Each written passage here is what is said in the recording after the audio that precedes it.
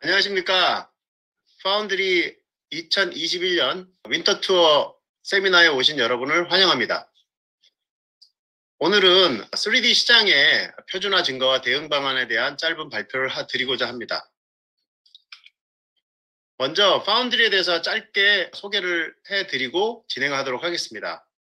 파운드리는 엔터테인먼트 디자인 및 시각 산업화를 위한 3D 및 합성 소프트웨어 전문 개발 업체입니다. 특히 고객사는 여러분들이 잘 아시는 픽사를 비롯해서 VFX의 표준을 끌고 있는 ILM, 메타 디지털 등 글로벌 회사들이 저희의 모든 고객이고, 그 고객들이 원하는 솔루션 및 소프트웨어를 개발 제공하고 있습니다. 특히 파운드리는 아카데미 기술 효과상에 대한 수상을 여러 번 수상함으로써 그 기술력과 신뢰도가 글로벌로 인정받고 있는 기업이라고 요약드릴 수 있습니다. 저희 고객은 콘텐츠 제작 산업뿐만 아니라 제조 및 디자인, 그리고 실감형 뉴미디어 기업들까지 모두 포함하고 있습니다. 따라서 저희가 가진 솔루션 및 제품들은 글로벌한 표준으로 사용되고 있다고 보시면 될 것 같습니다. 자, 본론으로 들어가서 2022년에도 계속 가속되고 있는 3D 관련 트렌드 변화에 대해서 한번 살펴보고자 합니다. 먼저 정리하기 전에 트렌드 변화에 대한 키워드를 보게 되면 USD, 오픈소스, 게임 엔진, 인공지능, 어셋 공유가 되겠습니다. 여러분들 입장에서는 3D에 관련된 트렌드 변화라고 해서 아티스트 입장에선 어떤 기능 또는 어떤 펑션들이 늘어나거나 아니면은 신기능을 소개하는 걸로 이해하셨을 수도 있는데, 그 이야기를 드리고자 하는 것이 아니라 글로벌하게 지금 현재 과거 10년 동안 변화되고 있는 3D 시장의 흐름 자체를 이해하시고, 여러분들이 새롭게 공부를 하든 아니면 시장에서 여러분들이 새로운 파이프라인을 고민을 하고 있을 때 어떤 방향으로 가야 되는지에 대한 가이드라인을 드리고자 합니다. 오픈 EXR, 여러분은 오픈 EXR이라는 단어를 한 번쯤은 들어보셨을 겁니다. 이유는 이 오픈 EXR은 2003년에 발표되어 많은 과정을 거치면서 업계에 거의 표준으로 사용되는 포맷입니다. 그러나 이 포맷이 나오게 된 이유에 대한 부분을 보게 되면 이 포맷은 오픈 포맷으로 공개 포맷입니다. 그리고 이 오픈EXR은 현재는 영상 CG 업계에서는 빼놓고 쓸 수 없는 거의 표준 포맷으로 HDR 이미지를 지원하고 있습니다. 그런데 여러분들에게 드리고 싶은 말은 이 포맷이 특정 기업에 소속이 되거나 특정 회사에 소속이 되었다면 이 포맷을 현재 굉장한 비용을 내고 쓰고 있겠죠. 그래서 특히 CG라는 업계에서는 이 포맷이 없거나 유료였다면 엄청난 비용에 대한 손실이 있었을 것이다. 그리고 거기에 관련된 비용들을 기업들에게 지급을 했을 것이다 라는 이야기들이 많이 나옵니다. 그렇다면 3D는 어떨까요? 전통적인 3D 제작 방식을 여러분들은 배워왔고 현재도 계속 적용하고 계십니다. 그래서 이 전통적인 3D 제작 방식은 아티스트들이 이미 익숙하기 때문에 그 익숙한 방식 자체를 쉽게 바꾸지 못하기 때문입니다. 즉 우리가 흔히 보는 프로덕션이라는 곳의 제작 과정입니다. 특히 이 제작 과정이 3D에 관련된 실제 아티스트들이 가장 시간을 많이 소요하는 프로덕션 과정입니다. 이 과정을 보시게 되면 레이아웃부터 시작해서 렌더링까지 이 과정에 대해서 여러분들이 모르시는 분들은 별로 없으실 거고 이런 형태로 학교든 기업이든 직원들의 훈련이나 이런 것들이 전통적인 방식으로 일반적으로 가르치는 것이 저는 개인적으로 굉장히 안타깝습니다. 이유는 이것이 틀리다는 것이 아니라 이제는 변화를 해야 될 시기라고 생각을 하기 때문입니다. 그 이유는 아래와 같습니다. 여러분들도 한 번쯤은 고민해 봤을 경우가 있을 텐데 이 장면에 오브젝트가 많거나 여러 장면의 복잡성이 가미될수록 3D 같은 경우에는 로딩하면서 엄청난 속도를 요구를 합니다. 특히 네트워크의 상에서 같이 공유해서 파일을 여는 경우 거의 컴퓨터를 켜놓고 로딩하는 시간만 상당한 시간을 소요하는 경우들을 많이 경험해 보셨을 겁니다. 또한 가상 환경에서 3D 프로그램을 실행한다는 것은 상상도 못하죠. 왜냐하면 3D에 관련된 부분들을 굉장히 무겁게 느껴지는 경우들이 많기 때문입니다. 특히 작업하는 사람들은 작업에 신경을 써야 되는데 이 로딩과 환경 또는 내 장비의 퍼포먼스에 신경을 쓰다 보니 작업에 집중 못하는 경우들이 많이 생깁니다. 특히 사용되지 않는 애니메이션 경로나 모션 클립이 많으면 사실 이 링크들을 다 가지고 오면서 굉장한 퍼포먼스에 장애를 가져오게 됩니다. 또한 최종 렌더링을 할 때 라이팅의 변화와 변화 변경 또는 장면에 대한 어떤 변화 변경이 있을 때 이 렌더링을 해서 확인해야 되는 이 과정 자체가 어마어마한 시간 손실로 인해서 모든 개인이든 기업이든 모두들 이 툴에 의존을 하다 보니 이런 부분들에 대한 해결안을 찾을 수가 없습니다. 그래서 전통적인 방식으로 3D를 제작하는 툴에 의존하는 방식은 제가 과감하게 말씀드리면 답이 없습니다. 그렇다면 어떻게 바꿔나갈 것이냐에 대한 부분은 해외에서 이미 굉장히 빠른 속도로 지금 진행이 되고 있지만 국내에 많이 안 알려져서 굉장히 좀 안타까운 부분이 있습니다. 대표적으로 이 3D라고 하면 픽사를 빼놓을 수 없죠. 픽사가 가지고 있는 3D에 관련된 업계 리딩은 거의 표준이라고 볼 수 있습니다. 과연 우리가 어떻게 저렇게 만들 수 있을까라는 질문들이 굉장히 많아왔죠. 그러나 픽사는 여러분들이 자세히는 모르든 2012년부터 이 시기부터 픽사도 여러분과 똑같은 이전에는 여러분과 똑같은 고민들을 가지고 있었습니다. 즉 애니메이션을 여러 편을 만들어서 또는 매년 최소한 한 편 이상씩을 만들고 싶은데 앞에서 말씀드린 전통적인 3D 툴에 의존하는 형태의 3D 제작으로는 도저히 그게 불가능했습니다. 그래서 2012년부터 픽사가 신중하게 고려한 것이 자체 포맷 또는 자체적인 이런 기존에 있었던 전통적인 방식의 어떤 제작 과정에서의 툴에 의존하는 방식을 벗어나는 방법을 찾아야겠다라고 시작을 하게 됐습니다. 그래서 내부에서 실제로 고민들을 시작해서 2012년에는 오픈서브DB, 오픈소스 프로젝트를 시작을 합니다. 그리고 이 부분은 특히 2012년부터 GPU 기반으로 실시간 서브디비전 서피스를 구현하는 것에 목적을 두었습니다. 2013년 그리고 오픈서브DB, 히드라뷰, 그리고 프레스토라고 내부에서 사용하는 3D 툴을 만들기에 이르릅니다. 즉 외부 툴에 의존하기보다는 3D로 만드는 내부 툴을 사용하자라는 개념. 그리고 이 뷰포트, 히드라 뷰포트를 이용해서 렌더링에 대한 속도 부분을 굉장히 빠르게 프리뷰를 할 수 있는 방법을 찾아보자 라고 변화를 진행을 합니다.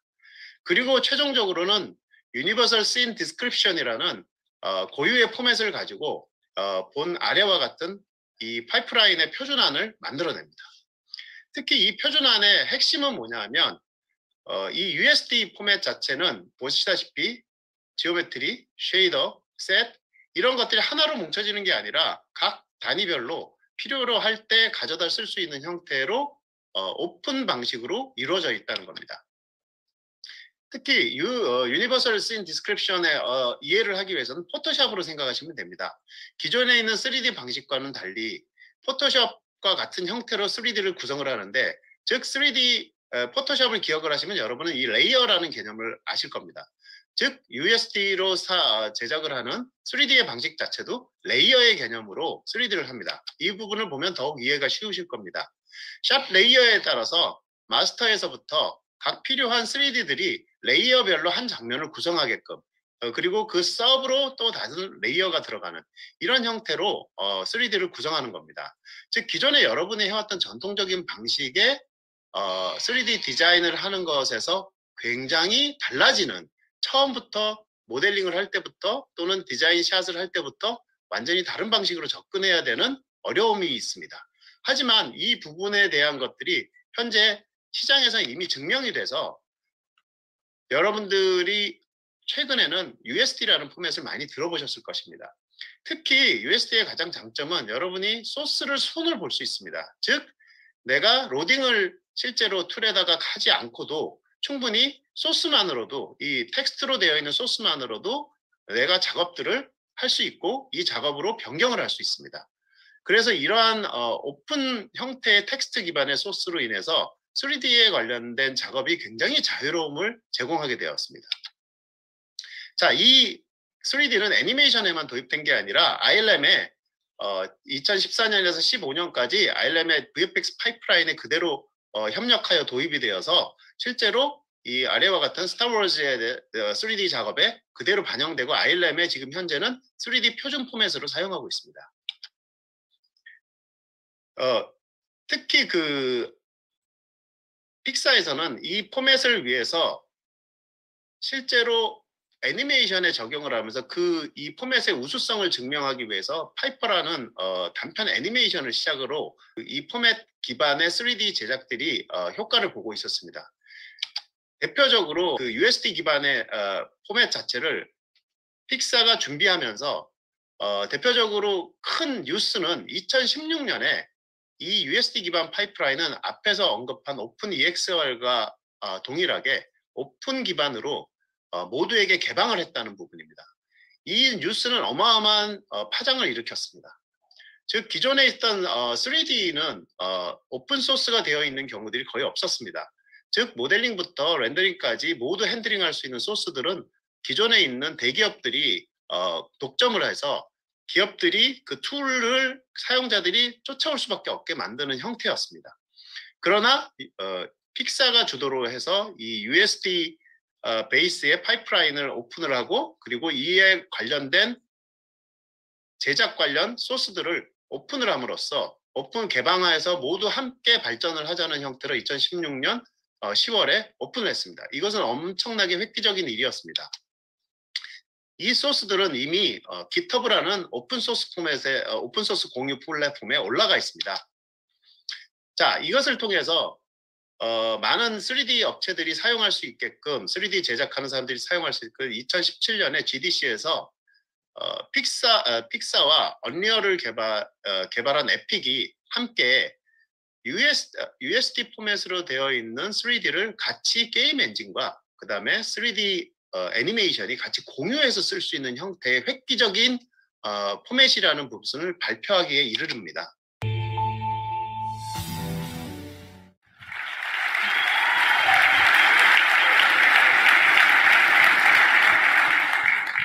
So before we move on to the next phase, there's something else that we'd like to share with you. It's something that we're very proud to announce. So without further ado.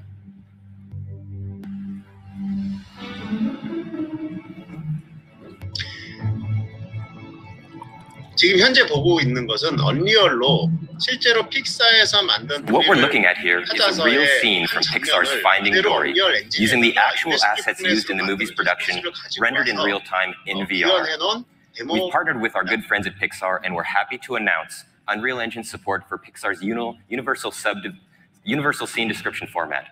This scene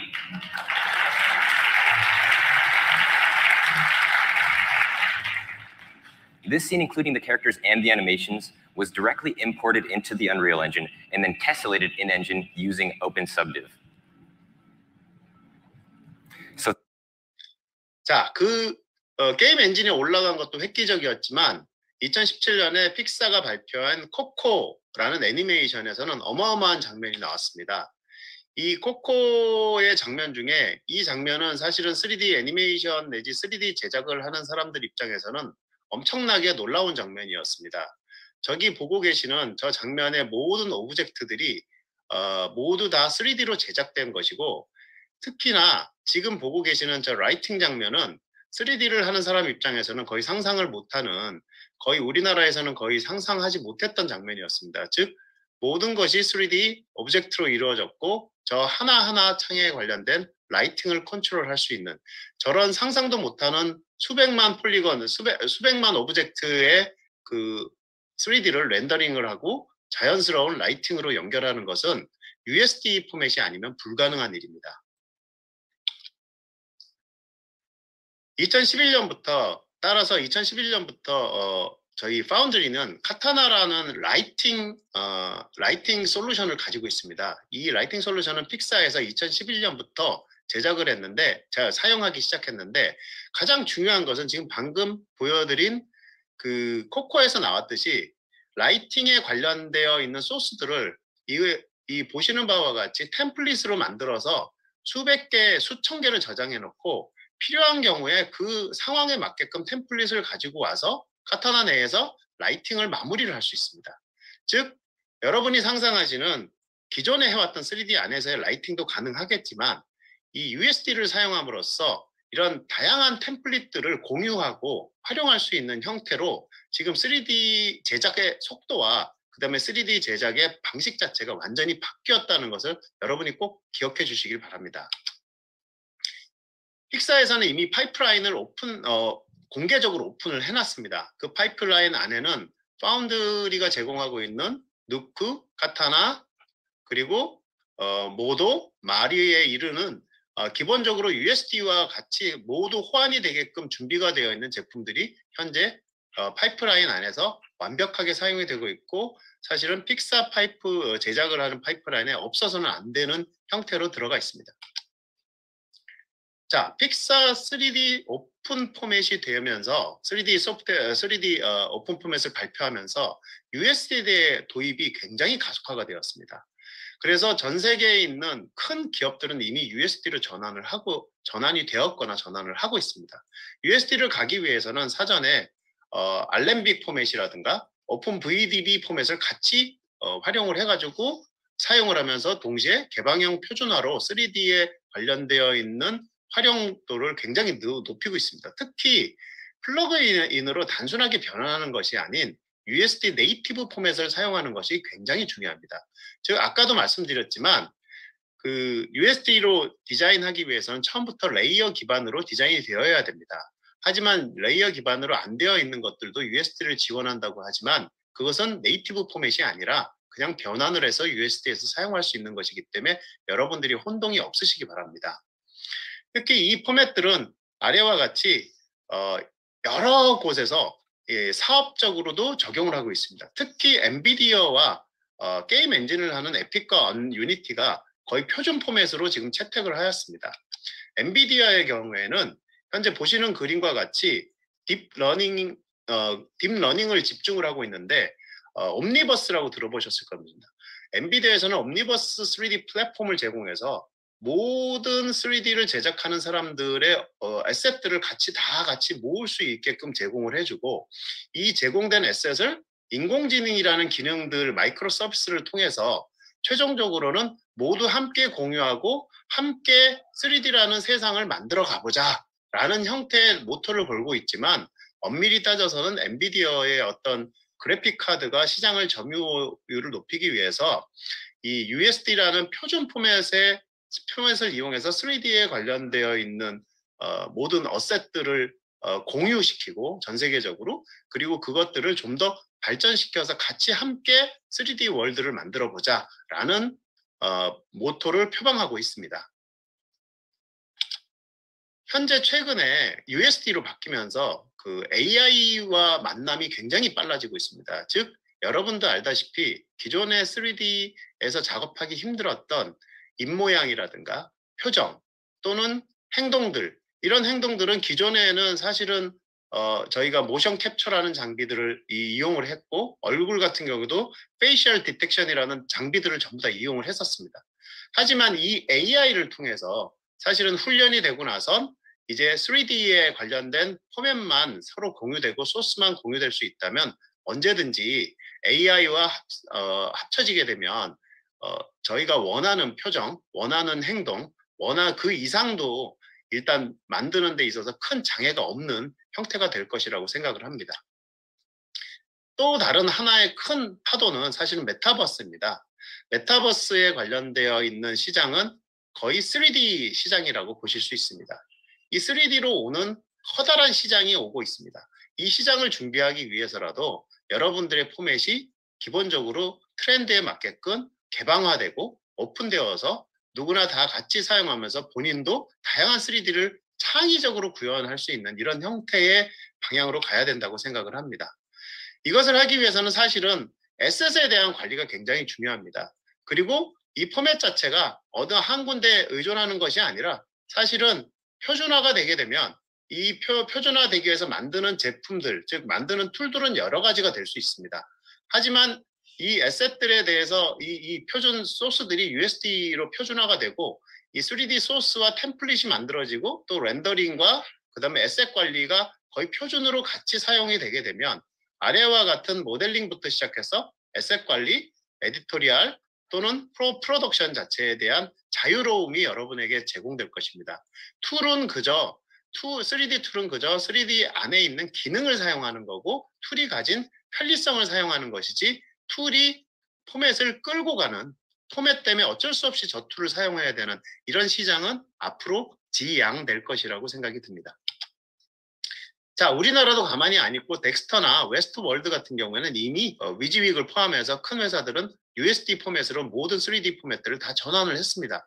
또한 영진위에서도 여러분들에게 좋은 정보를 제공하기 위해서 USD 플랫폼에 관련되어 있는 에셋을 무료로 소스들을 무료로 제공하기 위한 프로젝트를 올해 진행을 했고, 덱스터가 주도가 돼서 이 USD 파이프라인에 관련되어 있는 포맷을 관리할 수 있는 어셋에 관련된 라이브러리 자체를 제공할 것으로 예상이 됩니다.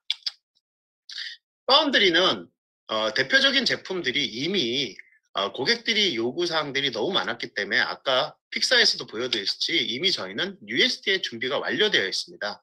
그래서 저희 툴을 쓰는 것만으로도 여러분들은 이미 USD에 대해서는 레디가 되어 있어서 여러분들의 미래를 자유롭게 바꾸실 수 있습니다.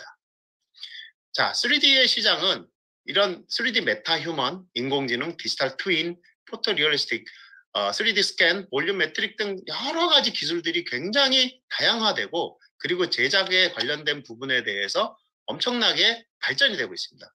이런 부분들은 실제로 무제한 3D 소스 공유, 제작 시간의 최소화, 그리고 투입 비용의 절감, 그리고 다양한 산업으로 적용할 수 있다는 3D의 무한 확장 때문에 사실은 이러한 여러 가지의 그 기술들이 현재 엄청난 속도로 발전하는 트렌드를 가지고 있는데, 이 안에 핵심으로는 사실은 이런 표준화가 가능하다라고 생각하기 때문에 어느 툴에 의존 안 하고 현재 엄청난 속도로 3D에 관련되어 있는 솔루션 내지는 3D로 서비스할 수 있는 것들이 굉장히 많이 늘어나고 있다는 것을 여러분들에게 결론으로 마무리 드리면서, 여러분들이 앞으로 3D 시장에 어떻게 대응을 해 나갈 것인지에 대한 도움이 되셨으면 합니다. 멋진 크리스마스와 그리고 연말 맞으시고 내년 2022년은 파운드리와 함께 여러분의 무한한 성공을 기원합니다. 감사합니다.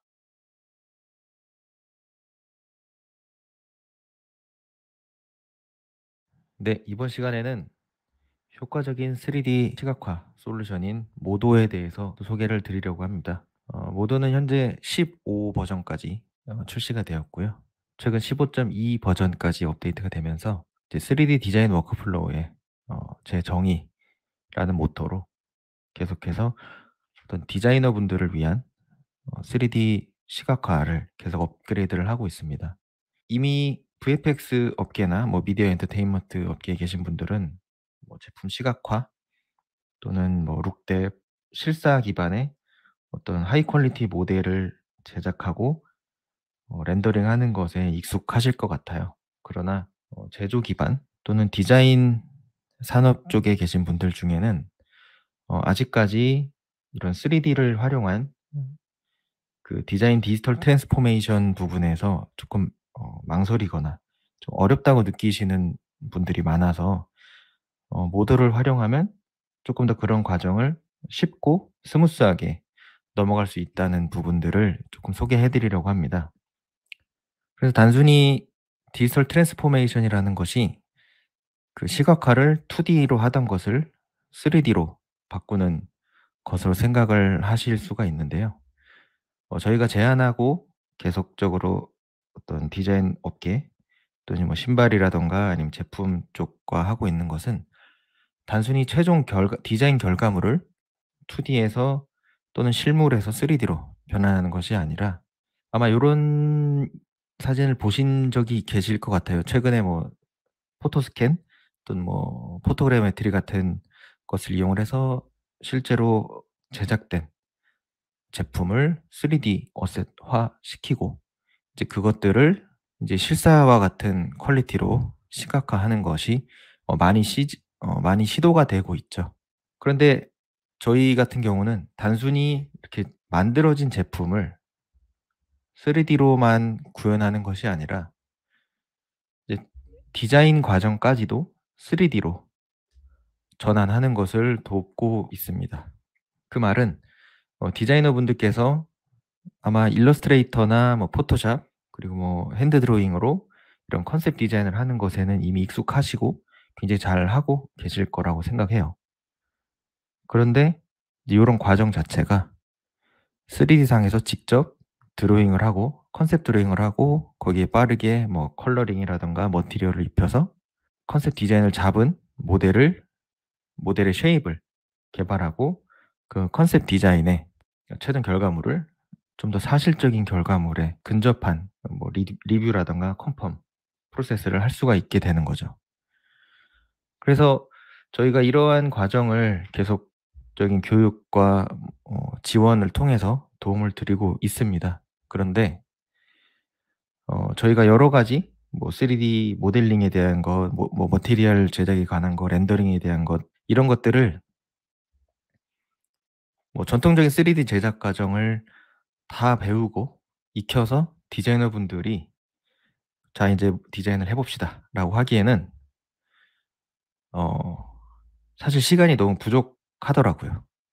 디자인 하나를 처음부터 끝까지 3D에서 다 개발해서 만드는 것이 아니라 디자이너분들은 사실 한 번에 디자인을 한 가지만 하는 것이 아니라 뭐 시즌별로 수백 개까지 해야 되는 상황들이 발생을 하더라고요. 그래서 그런 경우에 그러면 수백 개를 다 모델링하고 렌더링하고 "언제 끝내냐?"라고 하는 질문 부분에서 이렇게 뭐 깔끔한 메시의 토폴로지라든가 이런 것들을 다 익히고 공부해서 실무에 적용하는 데는 너무 긴 시간과 또 2D를 원래 하던 분들이 3D에 적응하는 데 걸린 시간까지도 감안을 한다면 사실 3D로의 전환이 굉장히 어려웠어요. 그래서 저희는 이런 3D 디자인 워크플로우 자체가 조금 더 2D 기반의 디자이너분들이 작업하시기에 좀 더 직관적이고 좀 더 쉽게 접근할 수 있어야 된다는 컨셉을 갖고 이전부터 계속 업데이트를 진행을 해 왔는데요. 그래서 이번에 업데이트된 기능 중에 대부분의 것들이 커브를 이용을 해서 3D 모델을 만드는 것에 좀 초점이 맞춰져 있습니다. 그래서 일러스트레이터에서 커브를 그린 뭐 커브 같은 것들을 이용을 해서 3D 모델로 변환을 한다거나 또 커브를 활용해서 다양한 패턴을 제작하고, 그리고 복잡한 쉐입 같은 것들을 사실 폴리곤을 이용을 해서 제작을 일반적으로 한다고 생각하지만, 일러스트레이터에서 커브를 그리고 또 커브를 합치고 커브를 빼내서 우리가 원하는 최종적인 이런 쉐입을 만들어가는 워크플로우를 저희가 계속해서 개발을 하고 개선을 하고 있습니다.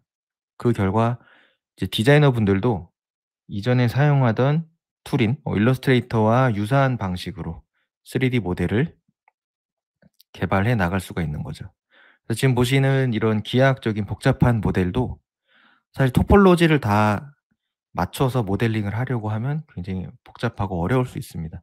그런데 이런 모델들을 더하고 쌓고 합치는 방법으로 쉽게 이런 기하학적인 쉐입을 만들어 갈 수가 있고요. 또한 커브를 이용을 해서 어떤 곡면에 딱 들어맞는 쉐입을 쉽게 만들 수도 있죠. 특히 이런 신발의 외피를 모델링하는 과정이 사실 VFX 쪽에 계신 분들은 그냥 뭐 폴리곤 이렇게 면 만들어서 쉐입 만들면 되지, 뭐가 어려워라고 하실 수 있지만, 그 폴리곤 모델링에 익숙하지 않으신 분들은 그 곡면을 만든다는 것이 굉장히 어렵습니다. 근데 지금처럼 커브를 이용을 해서 쉐입을 만들고 그 쉐입이 신발 디자인에 필요한 이 라스트 모델에 정확하게 들어가게 만들 수가 있고, 여기서는 뭐 어떤 폴리곤 모델링이 전혀 사용되지 않은 상황입니다. 그냥 커브 그려서 그 커브를 면으로 바꾸고 폴리곤으로 바꿔주고 자동으로 이 쉐입에 맞게 넣어주는 거죠. 그리고 뭐 구멍이 뚫린다거나 뭐 두께를 준다거나 할 때도 다 커브와 어떤 모델링 기능들을 절차적으로 쌓아서 최종 결과물을 만들 수가 있게 되는 거죠. 그리고 이러한 커브를 활용해서 다양한 뭐 패턴이라던가 어떤 모델이라던가 이런 것들을 쉽게 개발하고 계속 업데이트를 계속 언제든지 수정과 변경이 가능하도록 만들 수 있는 도구들이 모도에는 다 준비가 되어 있고요. 또 폴리곤 모델링을 하는데 사실 토폴로지를 완벽하게 이해를 하고 모델링을 하는 것이 어떤 3D 모델러로서의 어떤 역할이고 기본 소양인데, 디자이너분들한테는 사실 이 토폴로지보다는 이 쉐입을 어떻게 더 쉽게 빠르게 만드느냐가 훨씬 더 중요하더라고요. 그래서 그런 부분에서 이런 메시 퓨전 같은 기능들을 활용하면 이런 큰 덩어리에서 면을 잘라주고 또 두께를 쉽게 결정하고, 그리고 보시는 것처럼 어떤 그 미드솔과 아웃솔에 들어가는 이런 굴곡들을 폴리곤 모델링으로 디자이너분들한테 이렇게 하시면 돼요, 저렇게 하시면 돼요 알려드렸을 때 디자이너분들이 거의 다 도망가셨습니다. 그런데 이런 식으로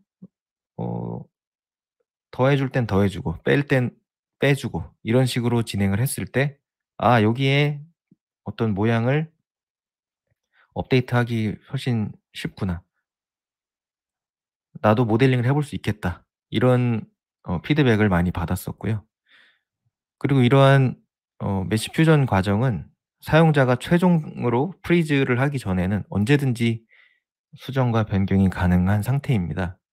그래서 디자인 디벨롭 과정에서 한 1mm씩 또는 2mm씩 또는 뭐 두께를 좀 늘렸다가 위치를 바꿨다가 하는 수정과 변경에도 얼마든지 디자이너분들이 스트레스 받지 않고 이동하거나 디자인을 계속 업데이트해 나갈 수가 있는 거죠. 그래서 만약에 이 부분을 다 폴리곤 모델링으로 진행을 해야 한다고 하면 어 사실 저도 모델러 출신이 아니기 때문에 못한다고 말씀드릴 것 같아요. 네, 모델러 분들은 뭐 "이렇게 저렇게 하면 되지. 다 방법인데 왜 이게 어렵다고 해?"라고 할 수 있지만, 모델링을 전문으로 하는 분들이 아니고서야 사실 어떤 모델링 부분에 수정이 있을 때는 굉장히 겁이 마련입니다. 그래서 그런 부분에서 좀 더 쉽게 컨셉을 3D화하기 좋고 또 수정이 필요할 때 언제든지 수정할 수 있는 도구들이 모두에 준비가 되어 있죠. 그리고 모델링 할 때 사실 뭐 이런 메시 퓨전을 이용을 해서 쉽게 컨셉을 디벨롭하고 잡을 수도 있지만 그조차도 좀 어려울 때 뭐 렌더링하는 단계에서 렌더 불리언이라고 하는 방식을 이용을 하면은 사실 모델링 자체를 수정하지 않고도 렌더링할 때 마치 불리언이 되어 있는 것처럼 표현을 할 수가 있는 거죠. 지금 보시면 이 곡면에 구멍을 뚫는다는 것은 사실 굉장히 어려운 일이거든요. 근데 렌더링할 때 이렇게 표현하실 수가 있고 그리고 이런 디스플레이 후면에 들어있는 굉장히 다양한 기하학적인 쉐입도 사실 메시 퓨전이나 뭐 다른 불리한 기능들을 이용을 해서 표현할 수도 있지만 사실 그 자체도 렌더링하는 단계에서 쉽게 표현을 할 수가 있게 되는 거죠. 그리고 기존에 완성된 디자인 같은 경우도 3D 스캔을 통해서 뭐 포토 스캔이나 뭐 라이다 스캔 같은 걸로 스캔한 데이터를 획득을 하신다면 모드에서 또 손쉽게 3D 어셋으로 깔끔하게 정리를 할 수 있습니다. 이렇게 포토 스캔이나 라이다 스캔으로 얻어진 이 3D 데이터를 모드에서 깔끔한 3D 신발로 바꾸는 과정을 예시를 한번 보여드릴 건데요. 네, 가장 먼저 이 토폴로지 펜이라고 한 도구로 하나의 폴리곤을 그려준 다음에 원하는 위치로 옮겨주고 거기서 계속 왼쪽 오른쪽으로 면을 쉽게 만들어 줄 수가 있고 하나의 면 그룹이 만들어졌다면 보시는 것처럼 손쉽게 전체적으로 면을 추가해서 하나의 면을 큰 면을 만들 수도 있고 이렇게 만들어진 면들이 자동으로 이 스캔 데이터 표면에 딱 달라붙어 있기 때문에 그 디자이너 분들께서 이 굴곡을 어떻게 맞춰야 하지 하는 고민 없이 면들을 쭉쭉쭉 그려서 깔끔한 모델을 획득을 할 수가 있습니다. 그리고 쉐입만 제대로 잘 표현할 수 있으면 안 되죠. 저희가 3D 툴을 쓰는 이유는 이런 디자인뿐 아니라 디자인에 들어간 색상이라든가 재질 이런 것들을 조금 더 사실적으로 더 빠르고 쉽게 보기 위함인데요. 모드에는 현재 두 가지 렌더러가 기본으로 포함이 되어 있고요. 최신 패스트레이서 렌더러도 있고 기본적으로 물리 기반 렌더러 두 가지가 기본으로 탑재가 되어 있습니다. 지금 보고 계신 렌더링 이미지들이 다 모두의 기본 렌더러로 렌더링을 한 결과물들이고요. 실제로 나이키 슈즈를 디자인하는 디자이너가 제작한 모델과 그 렌더링한 결과고요.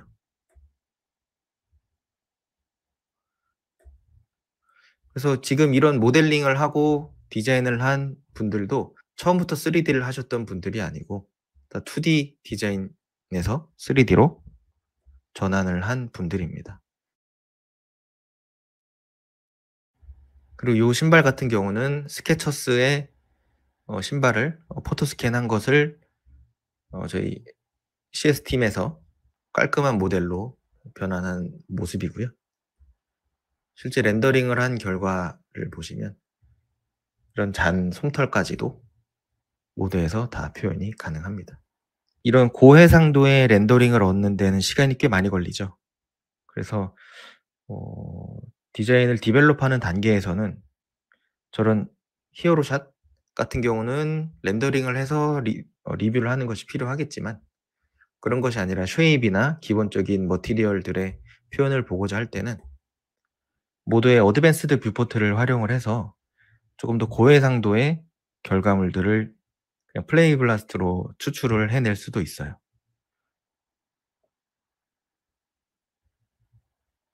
그래서 어떤 질감이 빛에 반응하는 것이라던가 어떤 카메라의 어떤 포커스 정도도 바로 뷰포트 상에서 플레이 블라스트로 추출을 해낼 수가 있죠. 그리고 이런 식으로 디지털 디자인으로 2D에서 3D로 전환이 되면 최근에 메타버스라거나 아니면 다양한 디지털 플랫폼을 활용을 해서 뭐 자세히 디자인이라던가 아니면 어떤 어셋을 실제로 디지털로 판매를 하고 또 그것들을 고객들이 사용을 하는 것도 굉장히 많아지고 있죠.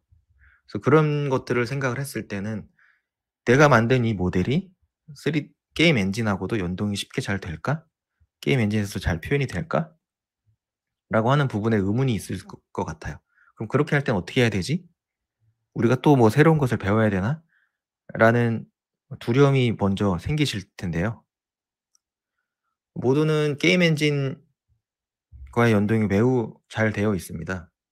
기본적으로 언리얼 엔진과 유니티 엔진의 브릿지가 구현이 되어 있고 이 브릿지를 통해서 제작한 3D 모델이 엔진과 실시간으로 상호작용이 가능하게 됩니다. 그래서 언리얼 브릿지를 먼저 소개를 드리면 언리얼 엔진에서 보고 있는 이 씬 자체를 모도로 불러올 수도 있고 또는 모도에서 제작한 모델을 다시 언리얼로 보낼 수도 있습니다. 그래서 지금 보시면은 요 눈앞에 있는 요 어셋을 모도로 보냈고요. 모도에서는 이렇게 언리얼 엔진에서 보낸 요 어셋을 불러와서 다시 언리얼 엔진으로 보낼 수가 있는 거죠. 그래서 가보면 좀 전에 언리얼 엔진으로 되어 있던 부분이 파운드리로 바뀌어 있고요. 이번에는 유니티 엔진하고의 연동을 보여드릴 텐데요. 이렇게 오벨리스크 모델을 지금 우리가 작업 중인 요 씬으로 불러오고요. 지금 요 마을 모델에는 요 마을 씬에는 이 오벨리스크 모델이 없습니다. 근데 요 모델을 유니티 엔진으로 보내면 유니티 엔진에 우리가 보낸 모델이 이렇게 들어가 있는 거죠. 그래서 모도에서 개발한 이런 머티리얼이 언리얼이나 유니티랑도 다 연동이 되고 좀 더 직관적인 어떤 상호작용을 통해서 디자이너분들의 어떤 피드백과 니즈를 좀 더 쉽게 반영을 할 수가 있게 되는 거죠. 그래서 모도는 현재 뭐 VFX나 뭐 게임 쪽에서도 전 세계적으로 사용이 되고 있지만 그뿐 아니라 다양한 디자인 업계에서도 모도를 굉장히 활발하게 사용을 하고 있습니다. 그래서 저희가 뭐 뉴발란스와 나이키, 아디다스의 사례로 계속 케이스 스터디를 공유하고 모도를 소개를 하고 있는데 요 신발 업계 외에도 굉장히 다양한 패키지라던가 제품 디자인이라던가 이런 쪽에서도 모도를 활용해서 컨셉 디자인을 개발하고 그 최종 모델을 모도에서 개발해서 그 룩을 만들고 다양한 뭐 광고라던가 어떤 고객과 만나는 이미지를 개발하는 데 사용이 되고 있습니다. 디자인을 하시는 분들 중에 3D로 어떻게 전환을 하지? 어떻게 쉽게 3D로 넘어갈 수 있을까? 라고 고민이 되는 분들은 모도를 한번 적극적으로 고려를 해보시고 또 언제든지 도움이 필요하실 때는 연락을 주시면 3D로의 전환을 도움을 드리도록 하겠습니다. 네, 제가 준비한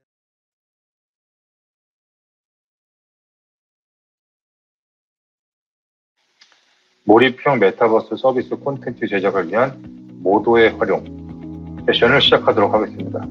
저는 디지풀에서 개발을 총괄하고 있는 박성훈입니다.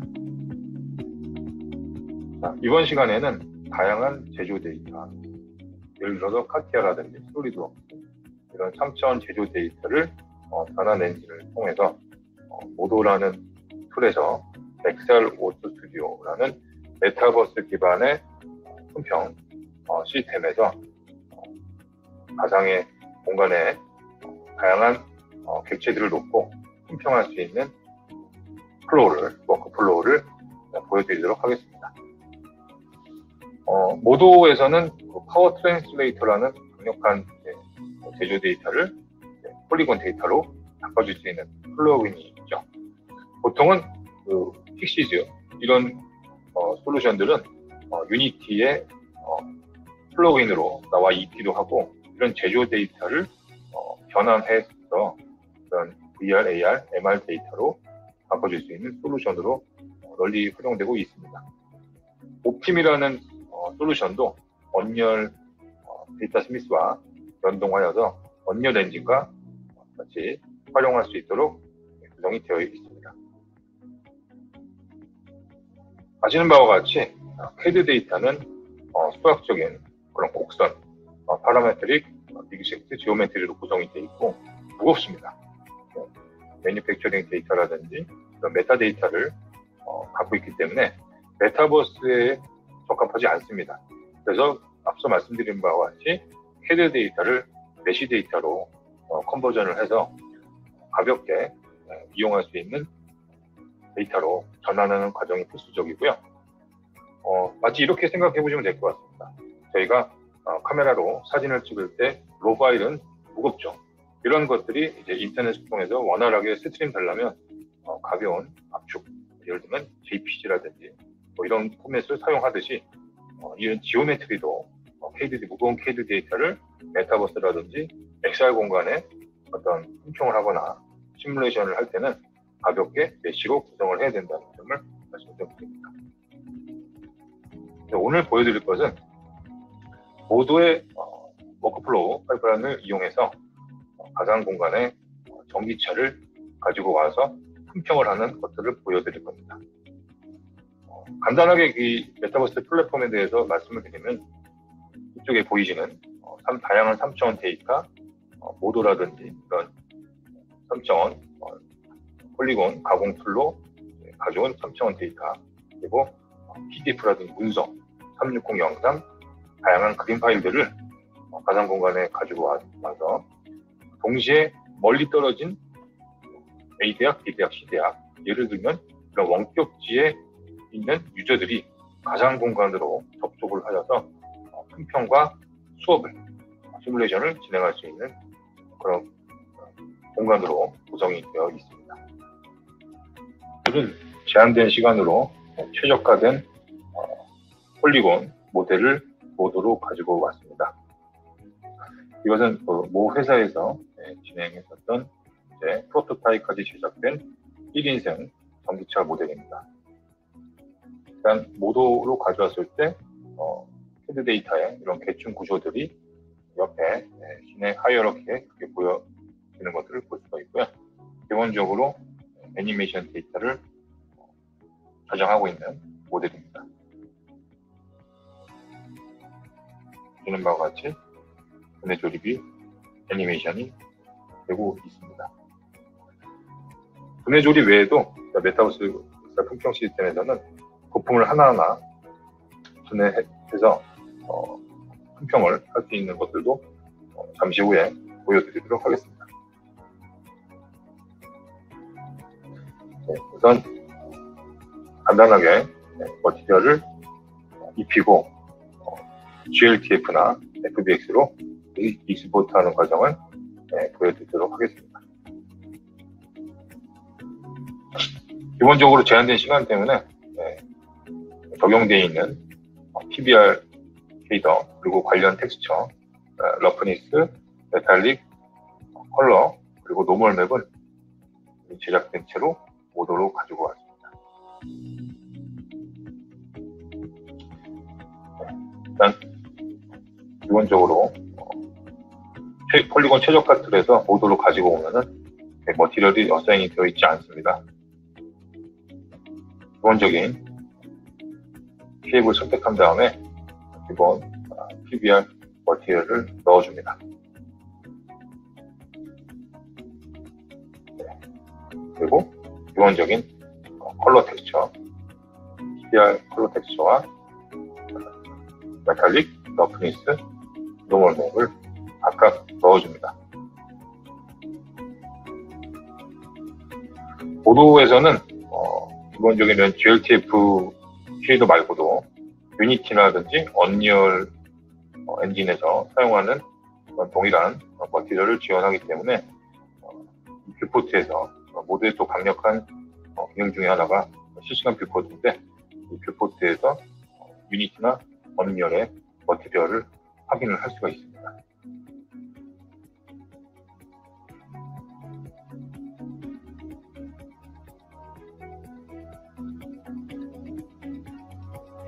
네, 각 파트마다 좀 추출된 텍스처들을 어사인을 해주고 있습니다. 기본적으로 픽시즈라든지 이런 툴에서는 노멀맵을 뽑을 수 있는 노멀맵이 디테일이 있는 모델들을 맵으로 추출해서 적은 폴리곤으로도 디테일을 표현하는 방법입니다. 이런 것들을 뽑을 수 있도록 구성이 되어 있고요. 기본적으로 3차원 테드 데이터에서 모드로 가지고 와서 머티리얼, 쉐이딩 작업은 모드에서 진행을 해줍니다.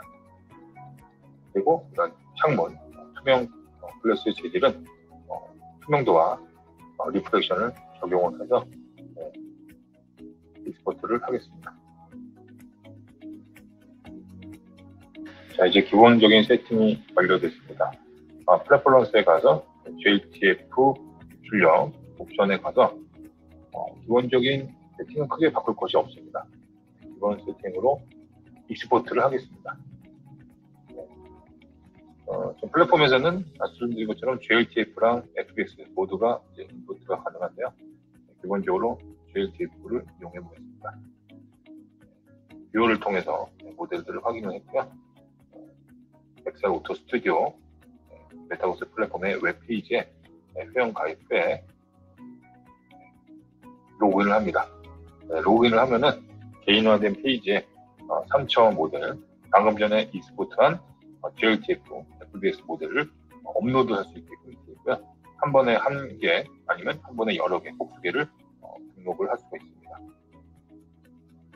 우선 모델을 업데이트하고 기본적인 카테고리 정리를 위해서 카테고리를 수정해 주고요. 썸네일 이미지 한 장을 프리뷰를 위해서 지정을 해줍니다. 그리고 업로드를 하게 되면 바로 등록이 되어서 메타버스 플랫폼에 등록이 되고요. 지금 테스트를 위해서 여러 가지 모델들을 올려놓은 것들을 보실 수 있겠습니다. 기본적으로 웹뷰어를 통해서 기본적인 프리뷰가 제공이 되고요. 관리자 페이지에서 접속한 횟수, 기본적인 모델의 경로, 백업, 그리고 권한 관리 등을 할 수 있도록 구성이 되어 있습니다. 자, 이제 가상 공간으로 들어갔습니다. 지금 보는 화면은 오큘러스 퀘스트 2, 많이 보급된 HMD죠. 오큘러스 퀘스트 2로 들어와서 로그인을 한 화면이고요. 이렇게 가상 공간으로 들어오게 되어 있습니다. 보시는 화면은 HDLI의 그리드가 적용된 모습이고요. 공간을 3차원 공간을 다양하게 실시간으로 변경할 수 있도록 구성이 되어 있습니다. 자, 모델을 가져오기 위해서 일단 좀 넓은 스페이스 공장이 있다는 모델을 인발한 것들을 가지고 왔습니다. 지금 보시는 바와 같이 멀리 로봇 두 개가 보이죠? 네, 아바타입니다. 지금 원격지에서 접속한 유저들이 메타버스 공간에 들어와서 접속을 해 있는 모습이고요. 줌과 같이 음성 권한, 편집 권한을 부여할 수가 있습니다. 모델에 여러 명이 동시에 접근하는 것을 막기 위해서 권한 관리를 적용을 해놨고요. 아바타의 모습을 보시는 바와 같이 변경도 할 수가 있습니다. 자, 기본적인 내비게이션을 통해서 공간을 이동할 수가 있고 텔레포트의 인터페이스를 그대로 활용할 수가 있습니다.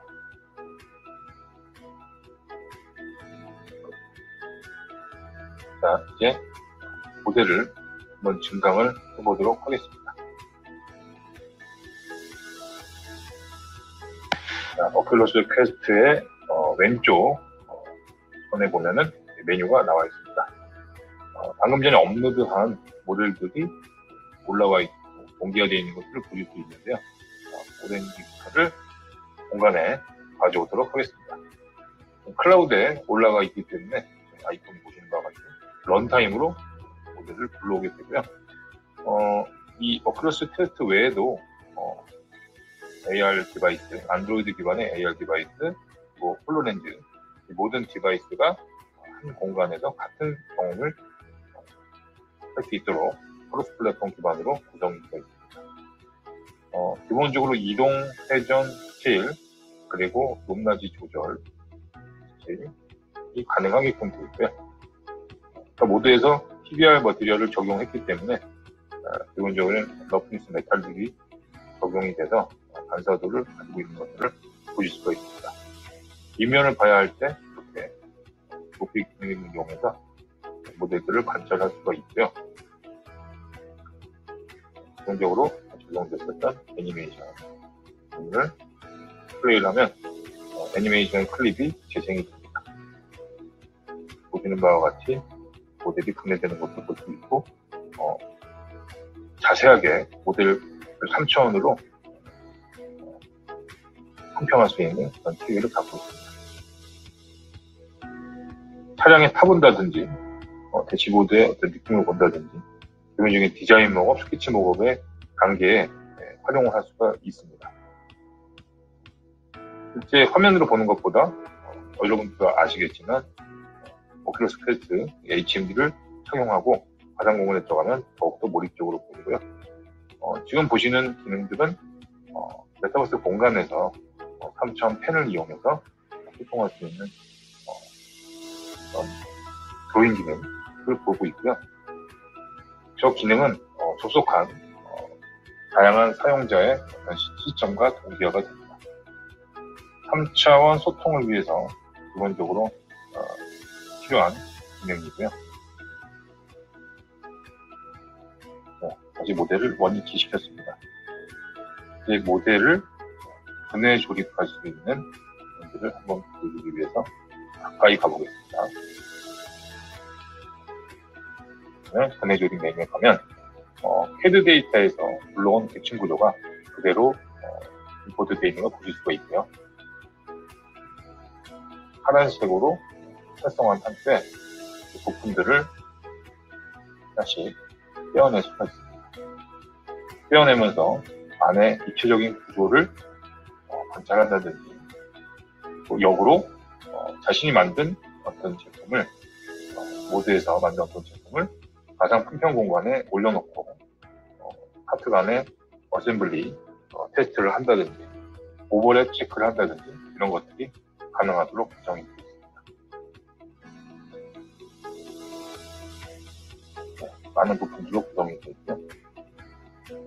현재 이 XR 오토 스튜디오 플랫폼은 연구소나 대학교, 공대 이런 곳에서 3차원 데이터 기반으로 몰입형 교육을 하는데 활용되고 있습니다. 또한 충남의 카트 제조사라든지 이런 곳에서는 복잡한 구조를 가진 대상을 이런 모빌리티를 교육하고 AS 교육을 진행을 할 때 XR 오토 스튜디오를 활용해서 몰입형 교육을 진행을 하고 있습니다. 앞부분에서 모도라든지 이런 최적화 툴의 사용을 익혀놓는다면 이런 산업용 메타버스 플랫폼의 활용이 어렵지 않을 수 있습니다. 현재 보시는 것은 유튜브 동영상 링크를 불러온다거나 이와 같이 웹사이트를 옆에 띄워놓고 검색을 한다고 하는 편의 기능이 추가가 되어 있습니다. 3차원 개체들을 가지고 교육을 하거나 품평을 하는 공간도 이런 기존 미디어, 영상이나 웹페이지, 360 영상 이런 데이터를 원활하게 연동시킬 수 있어야 사용하는 분들의 편의성이 있을 것이라고 생각을 했습니다. 이제 삭제를 하고 일단 메타버스의 큰 특징인 시공간을 초월한 그런 공간 이동을 한번 해보도록 하겠습니다. 사용자들이 다양한 장면을 공간을 만들어서 등록할 수 있게끔 되어 있고요. 지금 보시는 것은 스튜디오 느낌의 환한 조명이 있는 스튜디오로 모델을 공간을 변경을 해봤습니다. 이제 자동차라든지 이런 어떤 서페이스들을 가지고 있는 개체들은 이런 가상 환경에 따라서 리플렉션이 달라 보이기 때문에 다양한 리플렉션 테스트를 위해서 다양한 환경 설정이 좀 필요합니다. 환경은 HDRI 이미지나 아니면 3차원 데이터로 된 폴리곤 데이터를 동시에 불러올 수 있는데요. 두 가지 다 지원을 하는데, 차원 공간 같은 경우에는 최적화를 위해서 폴리곤 5만 개 안쪽에서 제작을 하는 것이 성능에 도움이 됩니다. 이제 포르쉐 전기차를 가지고 와봤습니다. 모 자동차 디자인 회사에서는 원격지에 떨어진 이런 유저들이 가상 공간에 들어와서 기본적인 스케치 목업, 디자인 목업의 초기 단계를 검증할 수 있도록 오토스튜디오를 사용하고 있으며, 오토스튜디오는 세션이 진행될 때 라이브 스트림 기능을 지원해서 보이는 화면을 유튜브나 채널로 송출할 수 있는 기능을 가지고 있습니다. 기본적으로 가상 공간에서 채팅은 소통은 음성 채팅, 그리고 이모티콘, 그리고 방금 보여드렸던 라인 드로잉을 활용해서 진행이 됩니다. 기본적으로 오큘러스 퀘스트에 이런 트래킹을 지원하기 때문에 감정 표현을 진행할 수 있고요. 지금은 산업용 로봇인 쿠카 로봇을 가지고 와봤습니다. 저희가 여러 수도처에서 사용하고 있는 데모를 들어와서 잘 보여드리고 있고요.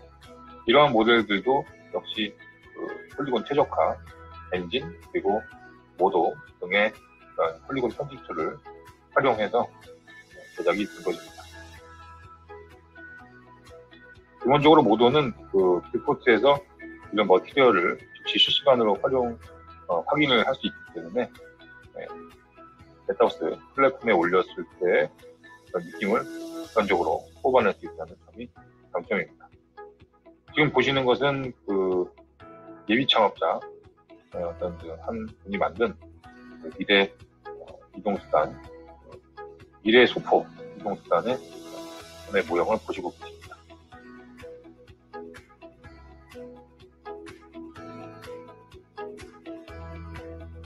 또 다양한 다른 무대를 좀 불러오고 있습니다. 이것은 모 디자인 회사에서 미래 모빌리티 컨셉으로 만든 모형이고요. 기본적으로 애니메이션이 적용된 것을 볼 수가 있습니다. 제품을 개발하거나 모형을 만들 때 많은 비용과 시간을 아껴줄 수 있는 그런 몰입형 메타버스 플랫폼을 활용하는 워크플로우에 대해서 알아봤습니다. 오늘 준비한 내용은 여기까지입니다. 감사합니다.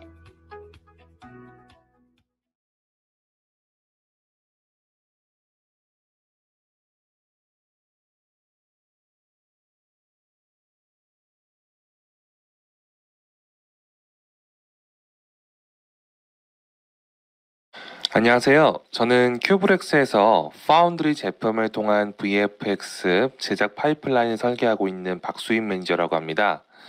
이번 파운드리 윈터 투어 웨비나에서 제가 말씀드릴 내용은 언리얼 엔진과 누크를 연동한 워크플로우 소개에 대한 부분입니다.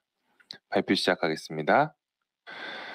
언리얼 엔진은 높은 그래픽 퀄리티와 다양한 개발 옵션, 빠르게 변화되는 시장에 대한 대응 능력이 큰 장점을 보이며 게임 엔진 산업을 주도하고 있습니다. 이번 누크 13.1 버전에는 이러한 언리얼 엔진과의 원활한 호환이 가능한데요. 오늘 중점적으로 소개해드릴 기능은 누크 13.1 버전부터 사용 가능한 언리얼 리더라는 노드입니다. 언리얼 리더의 기능을 소개해드리겠습니다. 언리얼 리더는 언리얼과 누크 간의 서버 연결을 통해 사용할 수 있으며, 이 연결은 단일 시스템 또는 서로 다른 시스템 간 연결도 허용합니다. 언리얼에서 사용한 맵이나 시퀀스를 선택하여 작업을 진행할 수도 있고, 개별 샷 또는 마스터 시퀀스를 선택할 수 있습니다. 언리얼 또는 누크의 각 프로그램 간에 변경 사항이 생겼을 경우 저장할 필요 없이 뷰어 창에서 즉각 업데이트가 되어 보여지는 것도 특징입니다. 합성 작업을 위해 필요한 렌더 패스를 불러올 수 있고 언리얼에서 세팅한 카메라 설정을 그대로 가져올 수도 있습니다. 누크의 3D 환경에서 언리얼 시퀀스의 카메라와 일치하는 카메라를 생성할 수 있습니다. 이를 통해 새로운 요소를 씬 안에 통합하고 포인트 클라우드를 통해 씬을 3D 요소로 구성할 수 있습니다. 누크 카메라 노드를 언리얼 리더에 연결하여 누크에서 직접 렌더링 할 때 언리얼 렌더 카메라의 트랜스폼 혹은 로테이션을 재정의할 수도 있습니다. 자, 그럼 언리얼과 누크를 연동하여 사용하는 작업 시연을 보여드리도록 하겠습니다. 언리얼에서 제가 오늘 시연을 위해서 사용할 프로젝트는요, 이 마켓플레이스에서 그 컨텐츠 검색에 오피스 인바이러먼트라고 검색을 하시면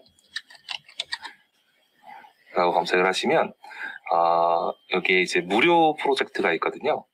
무료 프로젝트로 사용을 하겠습니다. 지금 빌드 어 디텍티브 오피스 게임 인바이러먼트 요 씬을 가지고 작업을 해보도록 하겠습니다. 이걸 다운받으신 다음에 프로젝트 생성하시면 됩니다. 언리얼로 돌아왔고요. 언리얼에서 지금 프로젝트를 보게 되면 이런 화면이 있네요. 이렇게 오피스 복도가 있고요. 그 다음에 안에 들어가면은 이렇게 약간 허름한 이런 오피스가 이렇게 있습니다. 저는 여기에서요. 이 복도를 간단하게 지나가는 영상 시퀀스를 하나 추천을 좀 해주려고 하는데요. 자, 일단 저는 위쪽에 있는 메뉴에서 시네마틱 메뉴 화살표 부분 클릭하시면 레벨 시퀀스 추가 버튼이 있죠. 레벨 시퀀스를 추가해 주도록 하겠습니다. 레벨 시퀀스 추가 버튼을 클릭하시고 보시면 디텍티브 스타트라는 폴더가 있는데 여기에 저는 시네라는 별도의 폴더를 하나 만들었어요. 폴더는 여러분들이 원하시는 이름으로 해서 새 폴더 이렇게 만들어 주시면 될 것 같고요. 저는 이 시네 폴더에다가 시퀀스 이름은 마스터라고 하겠습니다. 마스터.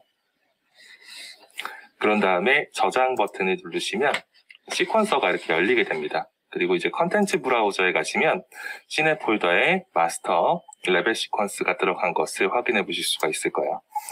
자, 저는 여기 시퀀서에다가 액터를 좀 배치해 주도록 할게요. 액터는 카메라 액터를 배치하겠습니다. 그래서 카메라라고 검색을 하시면 시네 카메라 액터가 있는데요. 이거를 클릭하고 드래그해서 뷰어 창에다가 놔주시면 됩니다. 그러면 카메라가 하나 이렇게 생성이 될 거예요. 카메라가 이렇게 있죠. 자, 카메라 시점을 좀 보기 위해서 이 원근이라고 써져 있는 부분을 클릭하시면 여기 시네 카메라 액터 1, 우리가 지금 생성한 시네 카메라 액터 1이 월드 아웃라인에 이렇게 나타나 있는 것을 볼 수 있죠. 시네 카메라 액터 1을 선택하시면 이 카메라 시점에서 화면을 좀 구성을 할 수 있습니다. 그래서 화면을 이렇게 위치를 좀 옮겨서 초기 위치를 세팅을 하도록 할 거예요. 자, 일단은 이 시네 카메라 액터 1 선택한 상태에서 디테일 속성 패널에 보시면 필름백을 통해서 카메라 필름백을 설정할 수가 있는데 저는 일단은 슈퍼 35mm로 설정을 할 거고요. 렌즈 세팅은 30mm 프라임 렌즈로 설정하도록 할게요. 그런 다음에 카메라의 위치를 이렇게 구성을 좀 해주도록 하겠습니다. 마우스 왼쪽 버튼 클릭하시고 움직이시면 이렇게 이동도 가능하고요. 마우스 중간 버튼 클릭하셔도 이렇게 이동이 가능합니다. G키 누르시면 이렇게 구성 요소 잠깐 숨겨줄 수도 있어요. 그래서 일단 첫 번째 앵글 좀 잡아주고요. 이 열려있는 시퀀서에다가 시네 카메라 액터 1을 드래그해서 가지고 오겠습니다. 그러면 시퀀서에 액터가 들어간 것을 볼 수가 있죠. 자, 여기에다가 저는 시네 카메라 액터 1에 있는 트랜스폼 0프레임에다가 인디케이터 옮겨놓고 트랜스폼 키프레임을 잡아주도록 할게요. 그 다음에 한 150프레임 정도 지점에 가서 149프레임 정도 지점에 가서 이때의 앵글을 세팅을 해주도록 하겠습니다. 이때는 좀 쭉 앞으로 다가오는 형태로 앵글을 좀 세팅을 해주도록 할게요. 쭉 다가온 상태. 약간 옆에도 좀 볼까요? 이렇게. 이 정도 앵글 해서 트랜스폼 다시 한번 키프레임 잡아주시면 키프레임이 2개가 들어가고요. 플레이 해보면 이런 식으로 이동을 하겠죠. 자, 이 씬을 누크로 가져와서 합성 작업을 해보도록 하겠습니다. 자, 편집에 보시면 플러그인 메뉴가 있는데요. 플러그인 메뉴에서 누크라고 검색을 하시면 누크 서버라는 플러그인이 있어요. 요거를 이제 설치해 주시면 되고요. 그 다음 켜진 버튼을 클릭해 주시면 됩니다. 누크 서버를 먼저 설치를 해 주시고요. 그 다음에 창 메뉴에 보시면 아래쪽에 설치가 됐을 경우에는 이제 누크 서버라는 것이 생성이 됐을 건데요. 누크 서버를 클릭을 해주시면 되고요. 여기에 보시면 메뉴 하나밖에 없어요. 포트 넘버 9000번으로 기본적으로 부여가 되어 있습니다. 그 다음에 저는 지금 서버가 지금 켜져 있는데요. 서버가 만약에 꺼져 있다 하시면 밑에 스타트 서버 버튼을 클릭해 주시면 됩니다. 그래서 이 누크 서버 플러그인이 설치되어 있는 상태에 그 다음 누크 서버에 서버가 스타트가 되어 있는 상태, 여기까지 세팅을 해주시면 됩니다. 자, 누크를 켰고요. 이번에 누크에서 13.1 버전에서 새롭게 들어온 플러그인 있죠? 탭키 눌러서 언리얼 리더라고 검색하시면 언리얼 리더 노드가 하나 검색이 되는 것을 보실 수 있을 겁니다. 자, 언리얼 리더 노드를 이렇게 생성해 주시고요. 이 뷰어 노드를 언리얼 리더에다 연결을 해주시면 우리가 언리얼 씬에서 봤던, 언리얼 에디터에서 봤던 씬을 이렇게 누크에서 바로 이렇게 확인하실 수 있습니다. 그래서 여기서 이제 컴포지 작업을 할 수가 있는데요. 프로퍼티스 속성 패널에 보시면 다양한 탭들이 있어요. 언리얼 탭도 있고, 언리얼 패스, 어드밴스, 카메라, 라이트, 베리어블, 이런 여러 가지 탭들이 있습니다. 자, 일단 언리얼 탭에 있는 메뉴를 살펴보면 이 호스트 네임과 포트가 있는데, 이 호스트 네임과 포트 같은 경우는 기본적으로 이제 로컬 PC에서 언리얼과 누크를 같이 사용하는 경우에라면은 기본 번호가 부여가 됩니다. 하지만 이제 원격 PC에서 언리얼 에디터가 켜져 있고 누크는 다른 PC에서 켜져 있다라고 한다면 이 호스트의 IP 주소와 포트 넘버를 통해서 서로 연동을 시켜줄 수가 있습니다. 그다음에 아래쪽에 보면은 서버 버전이 있는데 요건 이제 언리얼 엔진의 버전이고요. 그다음 언리얼 엔진의 지금 에디터에 저장된 프로젝트의 저장 경로가 프로젝트 패스를 통해서 나타나는 것을 볼 수가 있습니다. 그 다음에 언리얼에 사용한 맵을 선택해 줄 수가 있고요. 밑에는 시퀀스도 선택해 줄 수가 있는데 시퀀스에서는 우리가 마스터 시퀀스를 하나 생성했었죠. 이 마스터를 이렇게 보실 수가 있습니다. 자, 여기에서 그 다음 그 옆에 있는 렌더 패스 탭으로 가시게 되면 다양한 이 채널 패스들을 가지고 올 수가 있는데요. 한번 몇 개만 가지고 와보죠.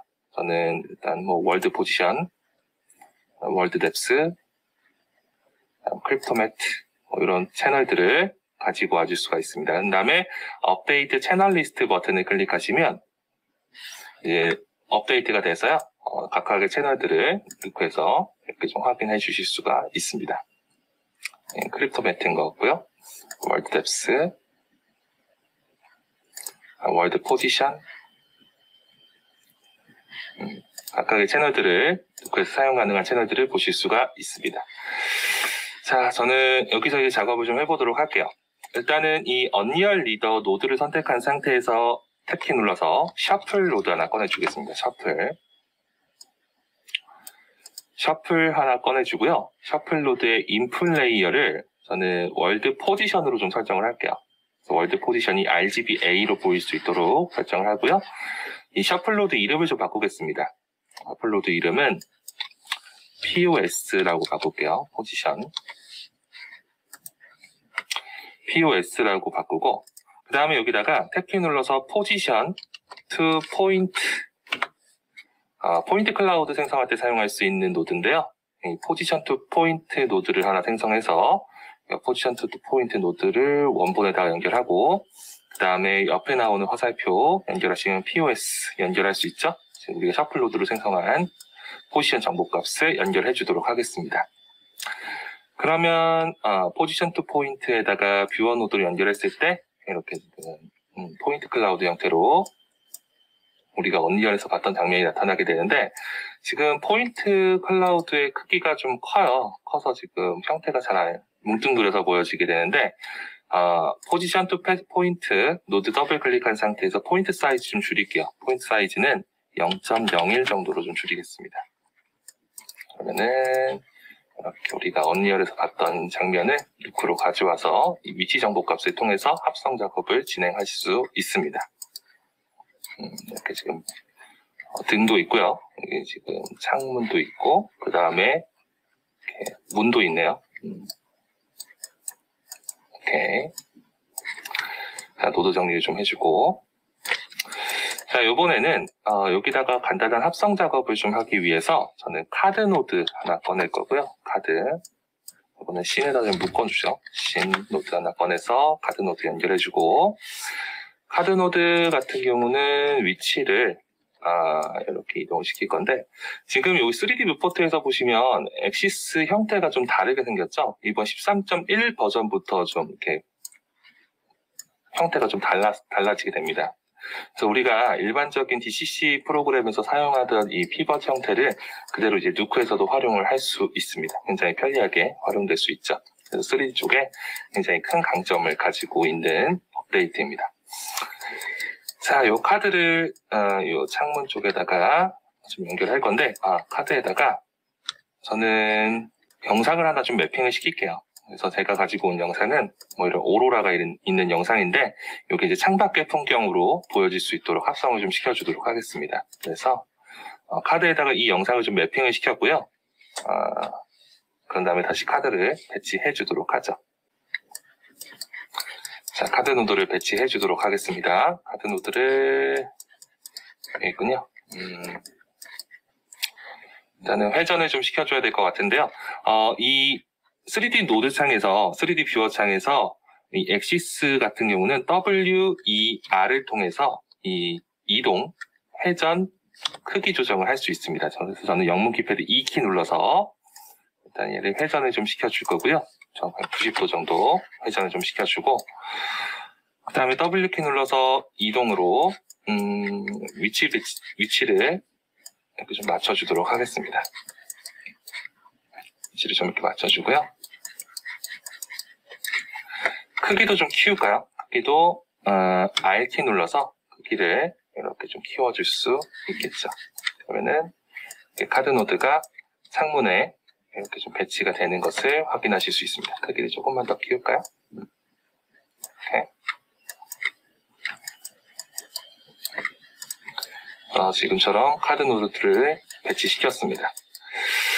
자, 그런 다음에 이제 2D로 좀 출력을 해보도록 할게요. 탭키 눌러서 스캔 라인 렌더 노드 하나 꺼내고, 오브젝트는 씬 노드에다가 연결해주고, 카메라를 연결을 해줘야 되는데, 이 얼리얼 씬에서 사용된 카메라를 누크로 그대로 가지고 올 수가 있어요. 그래서 언리얼 리더 노드 더블 클릭하시면 그 옆에 쪽에 카메라 탭이 있습니다. 카메라 탭을 선택하고, 이 크레이트 카메라라는 버튼이 있는데요. 지금 카메라에 트랜슬레이트라든지 로테이션, 포컬 랭스 같은 값들이 지금 키프레임들이 다 들어가 있는 상태입니다. 크레이트 카메라 버튼을 클릭하시면 이렇게 카메라가 생성된 것을 확인하실 수가 있습니다. 그래서 이 카메라를 스캔 라인 렌더에다가 연결을 해주시면 됩니다. 스캔 라인 렌더에다가 카메라를 이렇게 연결해 주시면 되고요. 그러면은 한번 볼까요? 플레이 해보면 카메라가 이동을 하면서 자연스럽게 이 이미지가 이렇게 들어오게 되죠. 이런 식으로. 자, 한번 합성해 보도록 하겠습니다. 머지 노드 M키 눌러서요. 머지 노드 하나 생성할 거고요. 머지 노드 하나 생성할 거고, 머지 노드의 백그라운드, B 입력 포트는 원본에다가, A는 스캔라인 렌더에다가 연결해 주시면 됩니다. 그러면은, 다시 페인트 보게 되면, 이렇게 지금 원본 배경과 이 오로라 영상이 합성이 되어 있는 모습을 확인하실 수가 있는데, 좀 어색하게 합성이 들어가 있죠? 왜냐하면 지금 보일 부분과 보여지지 않을 부분에 마스킹 처리가 안 돼 있기 때문이에요. 그래서 간단하게 마스킹 처리도 해보도록 하겠습니다. 자, 우리가 앞전에 이 언리얼 리더를 통해서 렌더 패스에 크립토매트를 하나 가지고 왔는데요. 자, 탭키를 눌러서 크립토매트라고 검색을 하시면 크립토매트 노드가 있습니다. 이거를 원본에다 연결을 해주고요.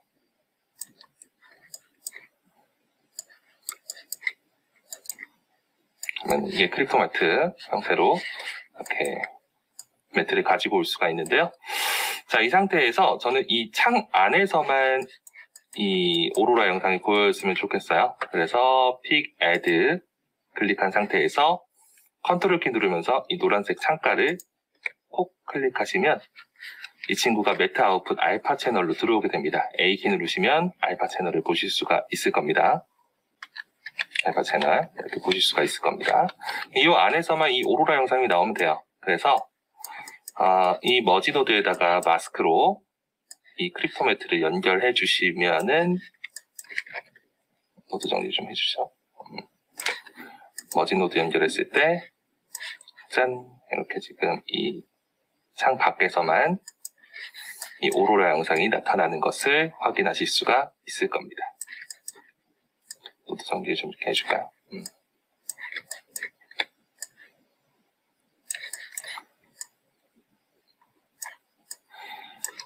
자, 그래서 여기서 간단하게 뭐 보정 작업을 좀 한다라고 한다면, 이 영상 이미지에다가 뭐 G키 눌러서 그레이드 노드 하나 꺼내서, 조금 더 어둑한 분위기, 게인 값을 좀 낮춰줄까요? 게인 값을 좀 낮춰주고, 그 다음에 약간 뭐 뿌연 느낌이 있잖아요, 배경이. 그래서 다시 한번 그레이드 노드 하나 꺼내서, 리프트 값을 조금만 올려줄게요. 리프트 값을. 그래서 뭐 이런 식으로 누크에서 다양한 누크에서 사용할 수 있는 강점 있는 여러 가지 노드들을 연계해서 이 얼리얼 씬을 가지고 후반 작업을 지금과 같은 방식으로 진행을 할 수 있습니다. 그래서 다양한 여러분들이 얼리얼 씬에 대한 후반 작업에 대한 아이디어들이 있을 거예요. 그런 부분들은 지금 제가 말씀드린 이 워크플로우대로 한번 해보시고 다양하게 컨텐츠 제작에 활용하시면 좋을 것 같습니다. 자, 제가 준비한 세션은 여기까지고요. 이 카피캣 혹은 누크 10버전에 대해서 궁금하신 부분이 있으시면 제 전화번호 혹은 제 이메일 주소로 문의를 해주시면 제가 답변 드리도록 하겠습니다. 감사합니다.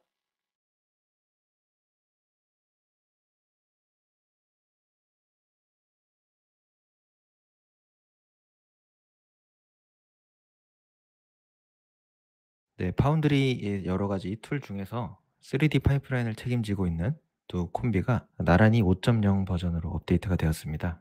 이 두 툴의 5.0 업데이트 내용과 함께 산업에서 왜 마리와 카타나가 사용이 되는지를 소개해 드리겠습니다.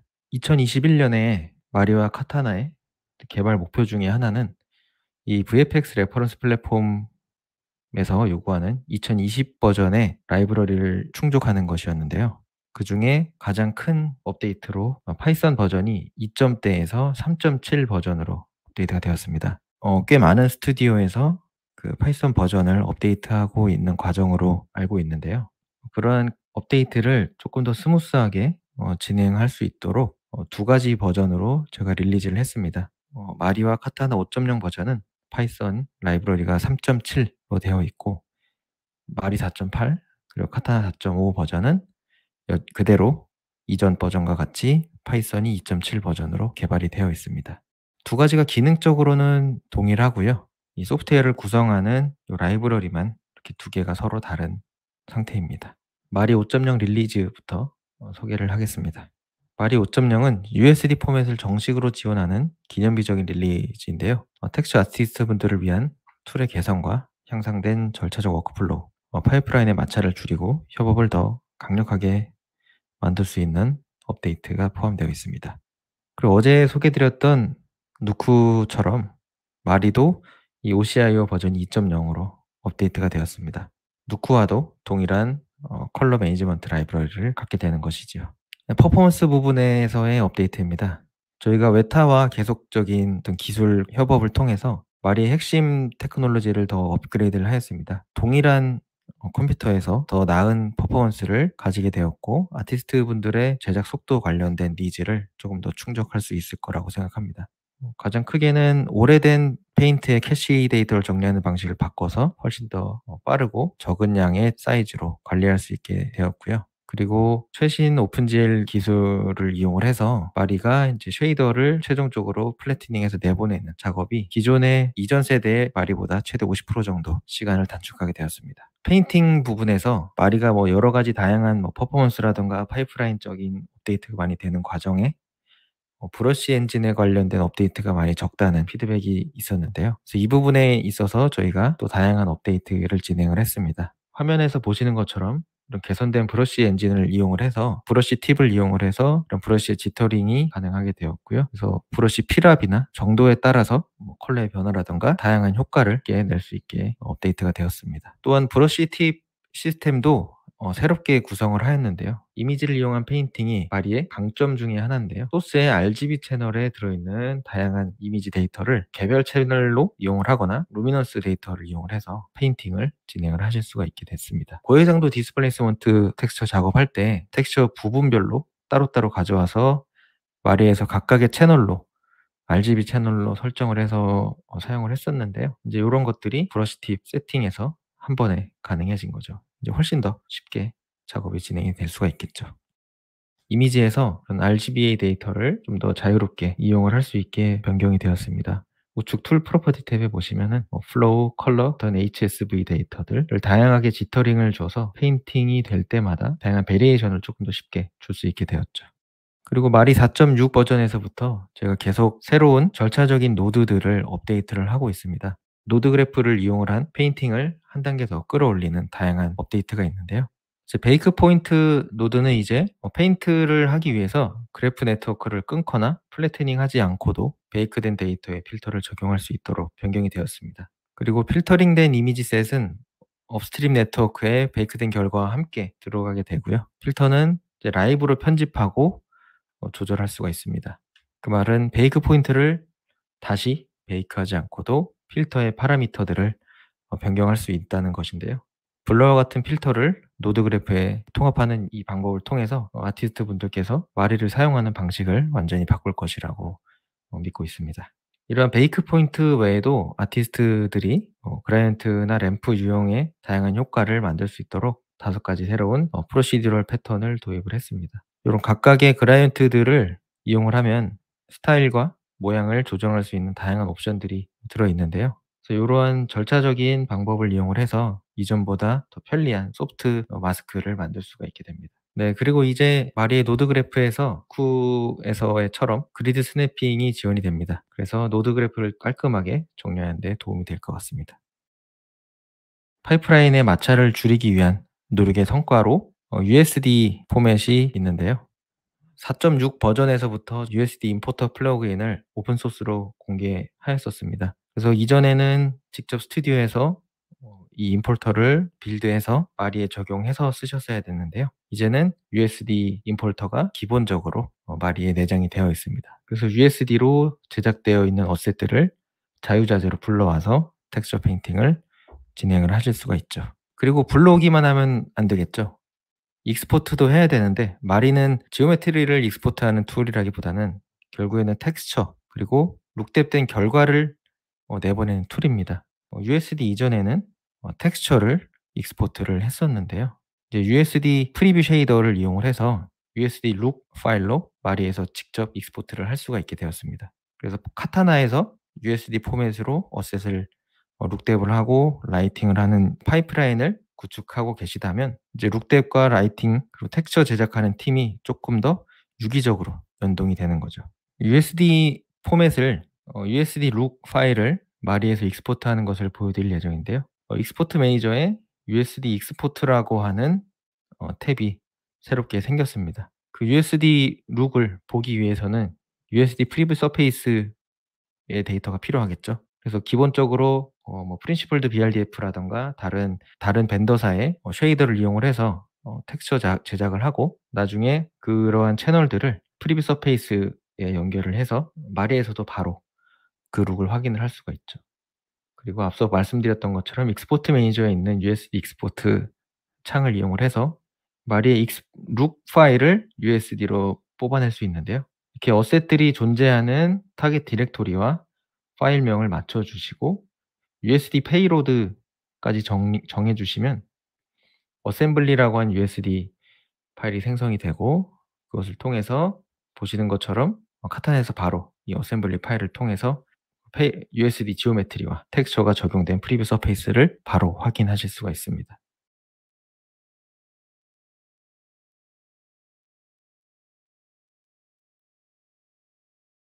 그리고 루트의 네임을 그 지오메트리가 가지고 있는 이름으로 변경을 해주면 그에 맞춰서 어셈블리 파일이 작성이 되죠. 그래서 이전에는 마리에서 텍스처 맵을 추출해서 카타나나 또는 다른 DC 툴로 텍스처를 넘겼다면 이제는 마리에서 USD 쉐이드를 이용을 해서 바로 한 번에 룩 파일을 제작을 하실 수가 있습니다. 그래서 좀 더 마리와 카타나의 연결이 더 스무스하게 진행이 되는 거죠. 카타나 5.0 버전의 업데이트를 소개해 드리겠습니다. 가장 먼저 하이드라 뷰어가 점점점 더 개선이 되고 있는데요. 단순히 하이드라 뷰어를 쓰는 것뿐만 아니라 하이드라 뷰어의 렌더 델리게이트를 이용을 해서 좀 더 나은 오픈GL 뷰포트를 제공을 할 수가 있습니다. 현재 보고 계신 뷰어는 USD 기본 뷰어가 아니라 저희가 모도의 어드밴스드 뷰포트 엔진을 카타나에 이식한 결과인데요. 여기서 보시면은 조명의 리플렉션이나 섀도우 같은 것들이 정확하게 표현이 되는 것을 보실 수가 있습니다. 또한 다른 렌더 벤더사에서 지원을 시작을 한다면 이제 뭐 레드시프트라거나 아놀드, 렌더맨 같은 렌더러들도 이런 식으로 바로 뷰어 상에서 하이드라 뷰어의 렌더 델리게이트로 사용을 할 수가 있습니다. 그리고 뷰포트 상에서 인스턴스를 좀 더 쉽고 명확하게 확인할 수 있는 기능에 대한 요청이 많이 있었는데요. 이번 업데이트를 통해서 인스턴스들이 하이드라 뷰어에서 확인할 수 있도록 업데이트가 되었습니다.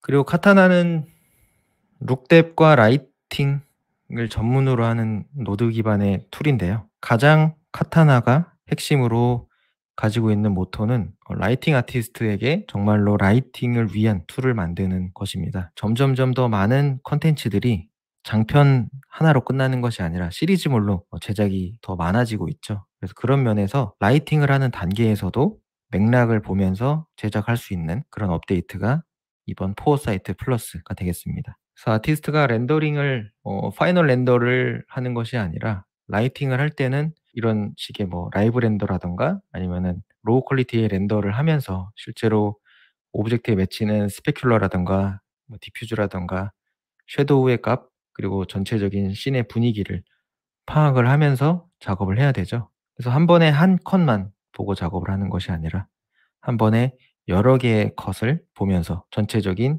이 씬의 분위기, 앞 컷과 뒤 컷의 맥락을 확인할 수가 있습니다. 그래서 이런 식으로 버드아이 뷰로 전체 컷들이 하나의 씬 안에서 어떻게 라이팅이 보이는지 한눈에 파악을 하면서 작업을 할 수도 있는 거고 여러 개의 어셋들을 동시에 룩뎁의 결과를 보면서 리뷰를 하거나 서로 피드백을 가질 수가 있겠죠. 그래서 카타나의 그래프 스테이트 베리어블이라고 하는 기능을 이용을 해서 해당하는 씬의 다양한 변수들을 저장해서 뭐 여러 개의 컷들을 동시에 렌더링을 하면서 이 씬의 라이팅을 조절하고 변화를 직관적으로 판단하면서 라이팅을 진행을 하실 수가 있게 됩니다. 그래서 이런 식으로 멀티샷 워크플로우가 진행이 될 때 라이브로 렌더링 되고 있는 뜰을 좌측에 카탈로그에 고정해 놓고 변화시키고자 하는 조명이 어떻게 보이는지 직관적으로 확인을 하면서 작업을 하실 수가 있죠. 또한 카타나의 USD 라이브러리도 21년 5월 버전으로 업데이트가 되었습니다. 그래서 이전에 19년도 버전이었는데 21년 버전으로 업데이트가 되면서 다양한 USD 업데이트를 포함하게 되었고 누쿠나 마리, 카타나 다 동일한 USD 라이브러리를 공유를 하고 있습니다. 그래서 이제 더 많은 데이터들을 USD를 이용을 해서 카타나와 다른 툴 간에 교환을 할 수 있게 됐죠. 카타나는 이제 VFX 파이프라인 중에서 3D로 제작되는 영역의 거의 마지막에 위치한 툴입니다. 그러다 보니까 다양한 부서 그리고 각각의 부서에서 제작된 데이터들을 잘 조합하고 최종 결과물을 만들어내는 것이 중요한데요. 그래서 이러한 과정에서 다양한 상호작용이 가능한 업데이트들이 계속 이루어지고 있습니다. 그래서 마리와 앞에서 설명드렸던 USD6 포맷으로 카타나로 받아올 수가 있고 바로 라이팅을 진행을 하실 수가 있게 되는 거죠. 그리고 누쿠와의 상호작용 업데이트가 이번 5.0에서 보여드릴 가장 핵심 업데이트 중에 하나인데요. 누쿠와 카타나가 라이브로 연동이 되면서 카타나에서 렌더링 되고 있는 결과물을 뷰티샷 합성이라던가 이런 결과를 한 번에 카타나에서 이제 볼 수가 있게 됩니다. 사전에 제작된 이 프리뷰 컴프나 뭐 라이브 스트리밍을 통해서 카탈로그에 라이브로 렌더링이 되고 있는 샷을 최종 컴프가 된 것까지 볼 수가 있게 되고요. 카타나에서 설정한 AOB들을 이용을 한 합성도 다 가능하게 됩니다. 그래서 카타나에서 좌측 상단의 이미지를 보시면 카타나에서 렌더링한 이미지가 누쿠로 넘어가서 그레이드나 글로우를 거쳐서 다시 카타나로 넘어와서 최종 결과물을 보게 되는 것이죠.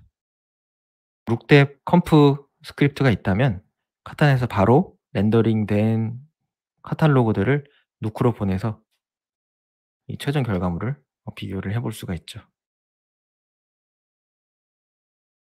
이렇게 끝나는 것이 아니라 때로는 인터랙티브하게 합성과 라이팅을 오갈 필요가 있을 수 있어요. 그럴 때는 바로 카타나에서 보낸 이미지를 누쿠로 보내고 그 누쿠에서 받아온 데이터를 이용을 해서 카타나에서 조금 더 라이팅을 디테일하게 이 합성에 맞게 수정을 하는 것도 가능하죠. 그리고 그러는 과정에서 다양한 베리에이션을 또 확인을 하는 것도 물론 가능합니다.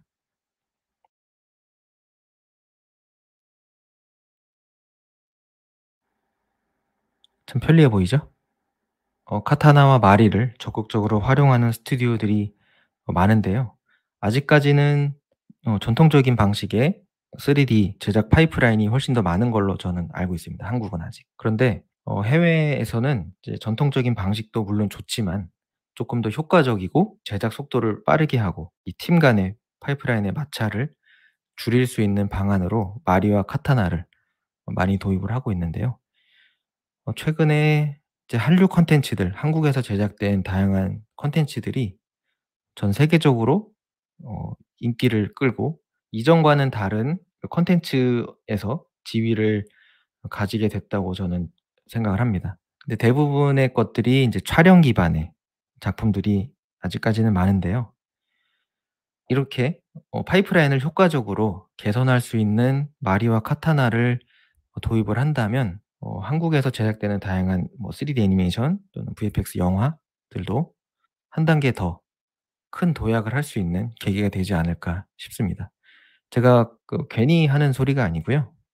실제로 카타나 팀에서 조사한 바에 따르면 2020년도에 VFX 영화 중에 오스카에 노미네이트 됐던 모든 영화가 카타나를 이용을 해서 룩뎁 라이팅 렌더링을 진행을 했고요. 이게 그냥 뭐 저희가 뭐 툴이 좋아서 뭐 이런 것보다는 라이팅하고 렌더링 팀에 가해지는 부하를 훨씬 더 효율적으로 개선할 수 있는 툴이었기 때문에 이렇게 다양한 스튜디오에서 도입을 하고 사용을 하고 있는 것이고요. 지금 보고 계신 것 중에 우측에 뭐 샤나라나 뭐 앵그리버드라든가 마다가스카 같은 쇼는 그렇게 엄청 저희가 이름만 들으면 아는 대형 스튜디오보다는 중소형 스튜디오에서도 카타나를 이용을 해서 제작을 한 작품들입니다. 그래서 이전에는 '무조건 대규모 스튜디오에서만 쓰는 거 아니야?'라고 오해를 하실 수 있었는데요. 최근에는 어떤 효율성을 위해서 점점 더 작은 스튜디오에서도 카타나를 더 도입을 하고 있습니다. 그래서 카타나를 도입하는 어떤 비용이라든가 어떤 예산 문제로 도입을 망설이는 스튜디오가 많은 것으로 알고 있는데 사실 도입을 한번 해 보면 이전에 가지고 있던 파이프라인보다 3배 이상의 라이팅 팀의 생산성이 올라간다고 지금 사용하고 있는 스튜디오에서 증언을 해준 겁니다. 이름만 들어도 알 만한 큰 스튜디오들도 있지만 그렇지 않은 다양한 중형 규모, 소형 규모의 스튜디오도 카타나를 사용을 하고 있고요. 국내에서도 덱스터나 웨스트월드 스튜디오에서 카타나를 아주 잘 사용을 하고 계시죠. 그래서 왜 카타나를 도입해야 되고 제가 왜 카타나에 대해서 이렇게 자꾸 약을 파냐 라고 하냐면 저도 애니메이션을 전공한 사람으로서 좀 더 많은 애니메이션 작품들, VFX 3D가 많이 들어간 한국의 작품들이 좀 더 외국에서 더 큰 상도 타고 좀 더 많은 인기를 끌었으면 하는 바람에서 말씀을 드리는 거예요. 그래서 카타나 같은 경우는 실제로 데이터를 관리하는 것이 굉장히 효과적인데요. 제가 일반적으로 사용을 하던 이런 3D 툴들은 데이터를 가지고 있는 요 매니페스트라고 하는 어떤 파일 형식들이 시스템에 올라올 때 요 파일과 데이터가 동시에 올라와야 합니다. 그래서 좀 큰 대량의 파일을 불러오면 파일이 다 로딩이 되기 전에는 절대 작업이 시작이 안 되는 거죠. 뷰포트에 아무것도 뜨지 않고. 그런데 카타나 같은 경우는 이런 매니페스트 파일, 카타나 스크립트죠. 카타나 스크립트만 먼저 로딩이 되고 그 안에 들어있는 데이터는 사용자가 원할 때만 불러와서 뷰포트에 띄운다거나 렌더링 할 때 그 데이터를 불러온다거나 이런 식으로 파일을 관리를 하게 됩니다. 그래서 이게 디퍼드 로딩 방식의 장점 중에 하나인데요. 어떤 크기의 씬이라도 굉장히 빠르게 불러와서 바로 라이팅 팀에서 작업을 시작할 수가 있는 거죠. 그래서 불필요한 대기 시간 때문에 야근을 한다거나 작업 시간이 길어지는 그런 사태를 막을 수가 있는 거죠. 그리고 카타나의 가장 큰 장점 중에 하나가 다양한 베리에이션 그리고 멀티샷을 굉장히 쉽게 거의 노력을 하지 않고도 진행할 수 있을 정도로 그런 부분들이 잘 구현이 되어 있는 건데요. 룩뎁을 진행을 할 때 하나의 어셋만 룩뎁을 하는 것이 아니라 뭐 앞에서 뭐 텍스처 작업 끝나고 쉐이더 작업 끝나고 이제 룩을 확인하고 여러 가지 환경에서 이 어셋이 지금 어떻게 진행되고 있는지를 볼 때 한 번에 여러 개의 어셋을 바로 룩뎁 피드백이라든가 룩뎁 작업을 진행을 하실 수가 있고 단순히 여러 개의 어셋만 하는 것이 아니라 하나의 어셋이라도 여러 개의 베리에이션이 들어가는 경우가 있죠. 지금 보시는 것처럼 두 개의 차량에 다양한 휠이 돌아가 있다거나 아니면 카메라 뷰가 다르다거나 아니면 색상이 다르다거나 이런 부분에 있어서도 그때그때 다시 세팅해서 다시 렌더 걸고 할 필요 없이 이 룩 작업을 하는 과정에서 이러한 베리에이션을 셋업을 해 놓으면 최종적으로 피드백하고 결과를 볼 때 효율적으로 볼 수가 있게 되는 거죠. 그리고 앞에서 씬을 빠르게 불러오고 룩뎁 과정이 좀 더 편리해졌다면 이제는 진짜 라이팅을 해야 되는 단계인 거죠. 라이팅까지 왔다면 대부분 레이아웃이나 카메라가 픽스가 된 상황일 겁니다. 그런 상황에서 라이트를 어떤 감독님의 디렉션에 맞게 빠르게 설치하고 시퀀스를 더 빠르게 작업을 할 수 있어야 되겠죠. 그러기 위해서는 라이트를 설치하는 것부터 훨씬 더 직관적이어야 됩니다. 그래서 지금 보시는 것처럼 이 뷰어에서 라이팅 아티스트가 선택한 오브젝트의 어떤 지점의 노멀을 기준으로 또는 스페큘러가 떨어졌으면 하는 지점 또는 섀도우가 맺혔으면 하는 지점으로 라이트를 바로 설치를 할 수가 있는 거죠. 그래서 불필요하게 카메라를 옮겨 다니면서 이 위치가 맞나? 저 위치가 맞나? 그런 고민을 하실 필요가 없고요. 그리고 원하는 위치에 또는 이런 식으로 카메라 포지션에 정확하게 라이트를 설치를 해야 될 때 조금 더 쉽게 라이트를 설치를 할 수 있습니다. 뿐만 아니라 설치한 후에 그 라이트과 오브젝트의 거리라든가 아니면 쉐입 그리고 반복적으로 설치를 하면 되는 조명의 경우에는 이런 식으로 클론으로 설치를 해서 하나의 라이트 머티리얼이 여러 개의 라이트를 조정하는 것도 굉장히 쉽게 진행이 되는 거죠. 그리고 이런 멀티샷의 경우에 샷 바이 샷으로 좀 베리에이션이 들어가는 경우는 노드 기반 툴의 가장 큰 장점이죠. 베리에이션이 쉬워지는 거.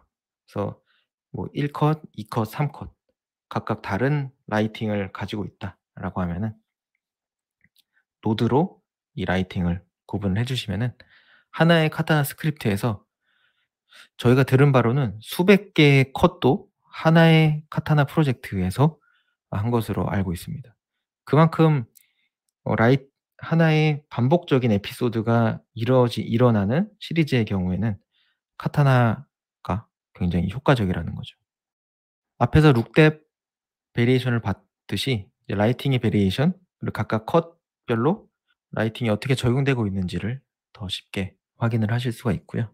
그리고 이런 노드들을 아티스트 한 분만 쓰는 것이 아니라 이 팀 간의 이 라이브 그룹이라고 하는 것으로 공용으로 사용되는 데이터들은 쉽게 쉐어해서 같이 사용을 할 수 있게 됩니다. 그래서 지금 보시면은 동일하게 들어오는 지오메트리라든가 여러 개의 카메라 셋업 같은 것들이 뭐 크게 바뀌지 않는다라고 하면은 그 카타나 스크립트를 만드는 단계에서 이 부분은 모든 팀이 공용으로 쓰는 어셋이다라고 지정을 하면 A, B, C 아티스트가 동시에 저 라이브 그룹을 이용을 해서 어셋을 불러오고 그다음 해당하는 샷 작업을 진행을 할 수가 있는 거죠. 그래서 하나의 팀이 여러 개의 라이브 그룹을 이용을 해서 각각 해당하는 작업을 마치면 최종적으로 뭐 리드나 슈퍼바이저 분께서 이 스크립트를 합쳐서 한 번에 렌더링을 보면서 최종적인 결과물들을 확인을 할 수가 있는 거죠. 그래서 카타나는 이 파이프라인 상에서 마리와 누크 이 두 툴과 거의 라이브로 연동이 된다고 생각을 하시면 좋을 것 같습니다. 그래서 다시 한번 좀 강력하게 말씀드리고 싶은 것은 이 라이팅과 렌더링 이 라이팅 팀 생산성이 높아진다고 하는 것은 그만큼 더 많은 양의 작업을 하면서도 그분들이 불필요한 야근을 하지 않아도 되는, 그러면서 그날 해야 되는 작업량들을 그때그때 쳐낼 수 있게 된다는 것이 스튜디오로서는 굉장히 큰 가치가 될 겁니다. 카타나 같은 경우는 20년이 넘은 툴이고요. 작년에 제작된 VFX 필름 중에 모두가 오스카에 노미네이트 되었다는 것은 꽤 의미심장한 것이라고 저는 느꼈습니다. 그래서 국내에 이런 3D를 작업하는 3D로 최종 결과물을 내는 스튜디오에서는 주저하지 마시고 스튜디오의 아티스트 분들과 스튜디오에서 제작하는 결과물의 조금 더 높은 퀄리티를 위해서 마리와 카타나를 도입하는 것을 적극 검토해 주셨으면 좋겠습니다. 그래서 한국에서 제작되는 훌륭한 콘텐츠들이 한 단계 더 도약하는 계기가 되었으면 좋겠습니다. 마리와 카타나 5.0 업데이트와 함께 카타나가 왜 좋은지에 대해서 여러 가지 예시로 보여드렸는데요. 정말로 한국에서 애니메이션을 전공하고 저도 물론 지금 애니메이션을 제작하고 있는 아티스트 입장에서 스튜디오에 도움이 되었으면 좋겠습니다. 네, 오늘 발표는 여기까지 하겠습니다. 긴 시간 들어주셔서 감사합니다.